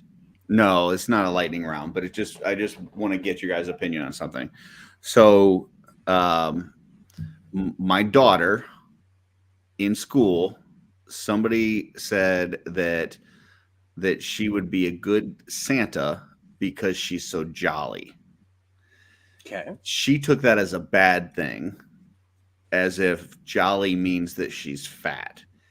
I took it as that's she's personality. bubbly That's and you're upbeat. You're like you have the spirit of Christmas. if in somebody your heart. said that you could play a good Santa because you were jolly, would you take that as a compliment or an insult? I would take that as a compliment. Like I said, to me, that's saying you had the spirit. Like you have that vibe, right? Like you can go into a room and you can make kids have. Excuse me. You can't even make finish a kids sentence. happy and laugh and everything. Yeah. Like no, no, that's I definitely would not take. And that. she definitely has a bubbly personality. Like Right. when she said that, I was like, I could see that. Like, plus she's got really rosy cheeks. I'm like, I could see that. And she's like, that just means that I'm fat. I'm like, okay. Sean, Jesse, would you take that as an insult if somebody called you jolly? No. I've never had anybody call me that in my life. So I honestly, if somebody said that to me, I'd look at them and go, the fuck? Like I don't know what I would do because I've never, ever had that vibe about me. Ever. I'll say, oh, sorry, Sean. No, that's it. Just I wouldn't know what to do about that one. I was at my friend's Tyler's house a couple years ago. He was on a couple months ago, Curtis, on Shooting the Shelf. He does the Black Series stuff. He and his wife Megan, they're good friends of mine as well, and they have their daughters 9 or 10, I think. And a couple years ago, we were hanging out. It was around Easter time or something, and I had a red hoodie on. I don't know if that matters to this story, but something happened, and I was laughing, and I guess I laughed in such a way that their little girl, who would have been 4 or 5 years younger, just comes running out of the playroom. She's like, Santa?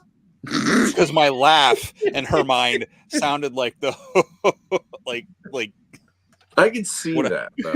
whatever laugh I was in, it generated a Santa like chuckle, and she was really disappointed when she saw me, and then she saw the red and looked at my beard, and you could see the little wires processing, and she didn't say anything else. But see, I would say Jesse is jolly. Like, yes.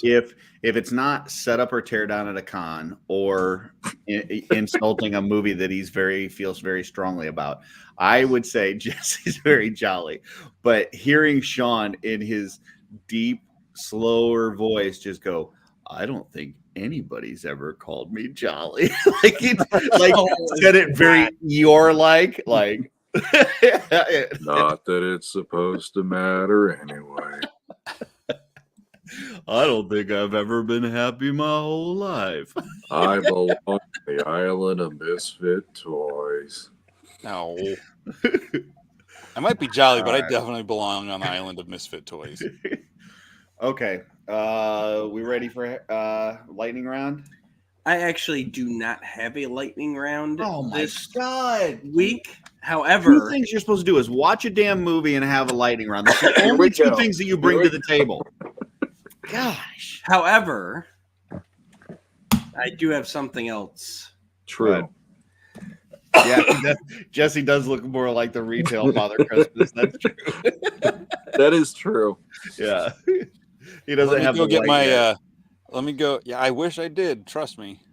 By the way, I picked up an extra Father Christmas last year, the regular version, and because I knew that I was going to my mom this year, and she absolutely loved it. She's got it on display, so that was cool. I gave that to her yesterday. So I do have something else to finish out the show with, but I need Curtis's help with this. Hopefully he recalls. I know it's Curtis. You like to tell us a lot of stories. Oh, very much. Do you recall the story you told us about your son shortly after you returned from Legion's Con? And he Yes. said, okay. Yes. Can you please let all of our legend daddies in on the story? So, we were away for Legion's Con. My kids were home. Now, I didn't just leave like toddlers at home by themselves. Like my oldest at home is 21, my son's 20, and the twins are 17. So they were home while we were at Legion's Con for the week. And, I trust my kids. I think they, I trust them to know that they're not going to do anything super stupid or whatever, but I really don't know what happened while we're gone. So if something stupid or bad happened, it's not like, I'm spying on them, or, people checking in on them or whatever. So who really knows? So I come back, and the first day that we were back, my son, this is my 20-year-old, and he is autistic. And he comes up to me and he goes, Dad, if I tell you something, will you still love me? And I'm like, and in my mind, I'm just like, I don't know what happened while we were gone. I don't know if he, one of my toys, broke a DTOF. He burned the house. I don't know. I don't know what the fuck this is going to be. And I said, well, I'm always going to love you. I said, I may get upset with you at times. I may get disappointed with you, but I'm always going to love you. So just tell me whatever you're going to tell me. And he said, Dad, I think I'm starting to like the McRib. And I kicked him out of the house. So Curtis tells us this story, and it really got to me. Like, I got to thinking, I'm sitting there on a Sunday morning listening to some show, and I got this great idea to randomly do this thing, this idea I came up with. So here I present to you guys the top 10 things that Curtis's son could say to him to get him kicked out of the house. All right, go ahead. Number 1. Wait. Before you do that, I just want to say, because the rest of the family has had a discussion about this afterwards. Sure. And we like the fact that he said, I'm starting to like the McRib, as if he didn't like it, but he kept forcing himself to eat it to the point where he started to like it. Like, if I try something I don't like it, I just don't eat it again. But he continued to eat it even though he wasn't liking it, until he got to the point where he started liking it. But anyway, go ahead. I just want to say before I start, too, that the McRib is fabulous, and I can't believe you don't like it. Finally, Trevor agrees with me. But yeah, so that shit in the bud. Here are the top 10 other things that Curtis's son could say to get him kicked out of the house. All right. Number 1. Well, number 10, actually. This is counting down. Number 10. The Cosmic Enforcers should be cut out of the Motu lore. Ooh, that would be, that's a no-go. Number 9. Mullet Superman needs a haircut and put some S's on his boots. Yeah, no, that's bad. That's bad. Number 8. Templars are the most boring legions. Come on, man. Where am I at? 7. Man buns are the new rat tails. All right. Number 6. Posting pics of your sloppily painted thumbnail is cringe. Okay. Number 5. Will White is an amazing travel buddy.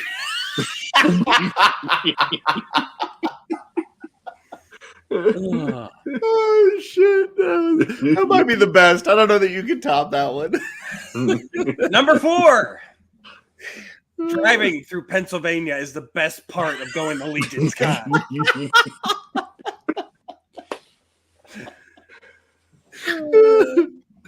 Number 3. Good and plenty are the worst candy.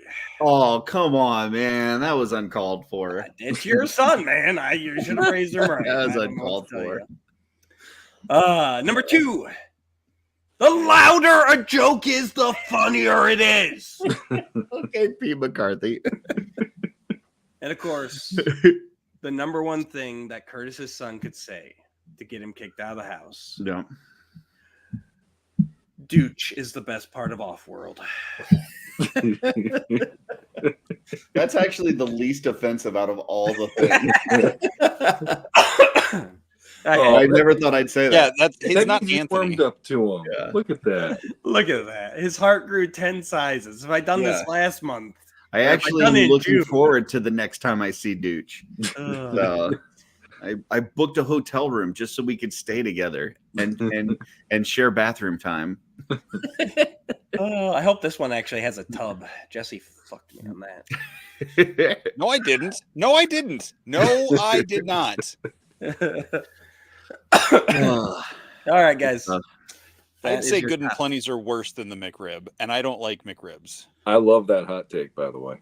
Just It's saying. not a hot take. So Ever since you told us that story, Curtis had been brewing in my head. I'm like, I got to do this. I got to write these down. So.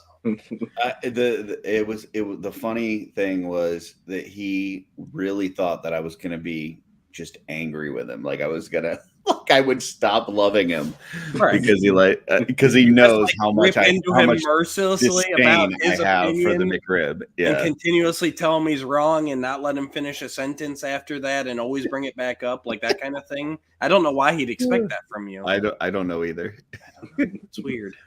Yeah, the McRib should be more like the Shamrock Shake. Okay, like Terrible. if you're gonna go away for a while and then come back for a limited time, at least be good.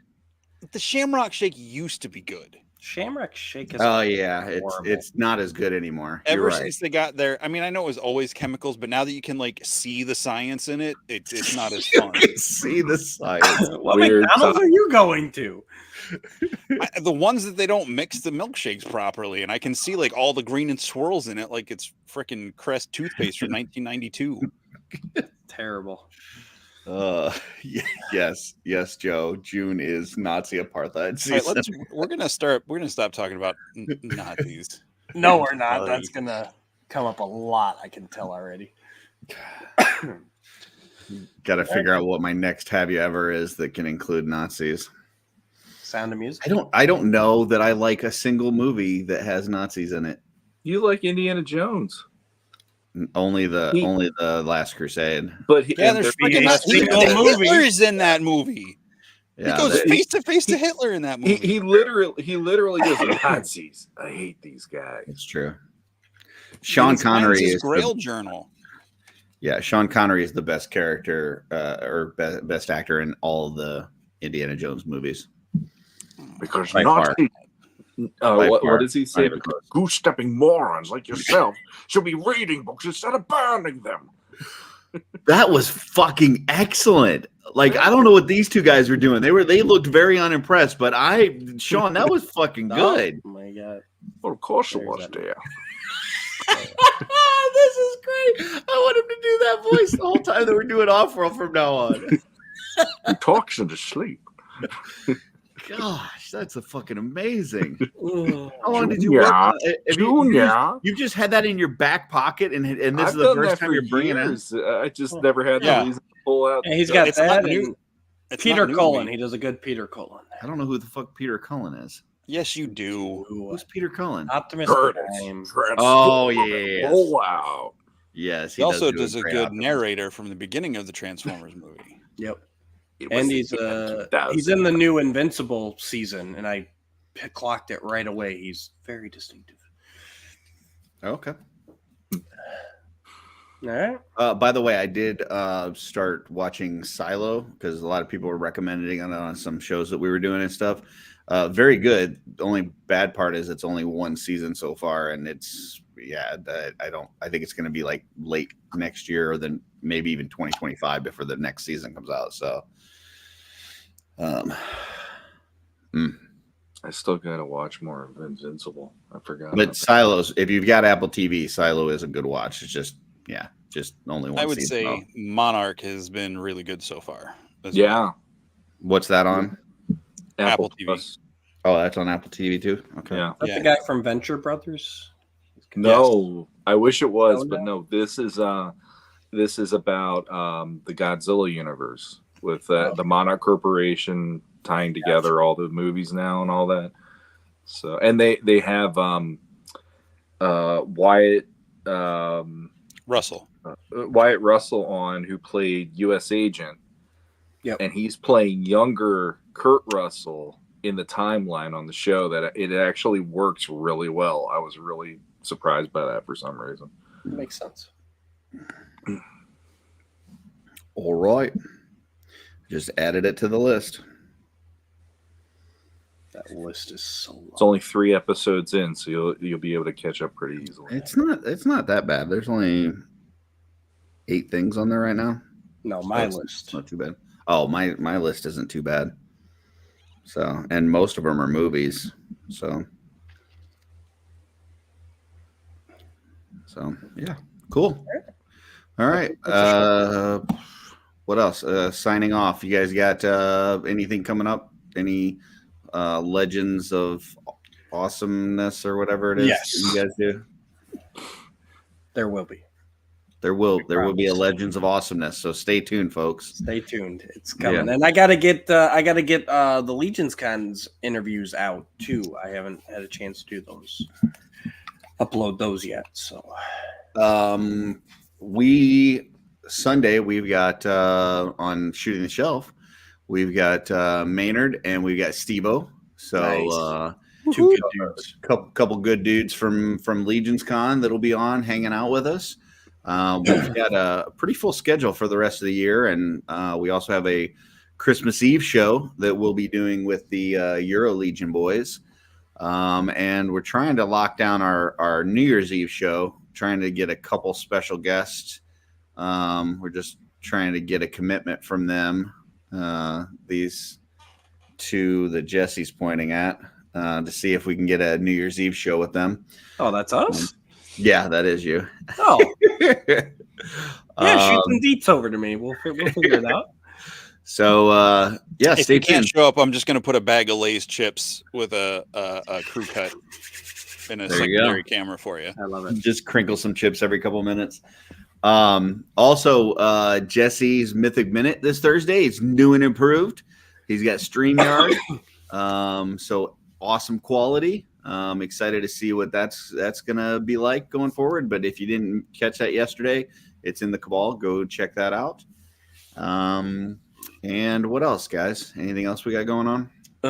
You guys have something special coming up next Wednesday? Wednesday. Yes, we will be on with Jeremy Gerard this upcoming Wednesday. Oh yeah, that's this week. Yep.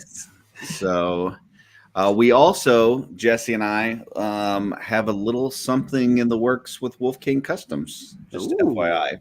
Don't want to give away too many of the details right now, but just FYI, we may have something coming to you with a collaboration from Shooting the Shelf and Wolf King Customs. So be on the lookout. Whee! Yep. And I think that's it, unless you guys got anything else. No. Go enjoy your Nazis, everybody. No, Come on. no. That's No. not how we close this out. All right. We hate those guys. Curtis, show me how we close it out. Until next time, we'll see you on the OffWorld.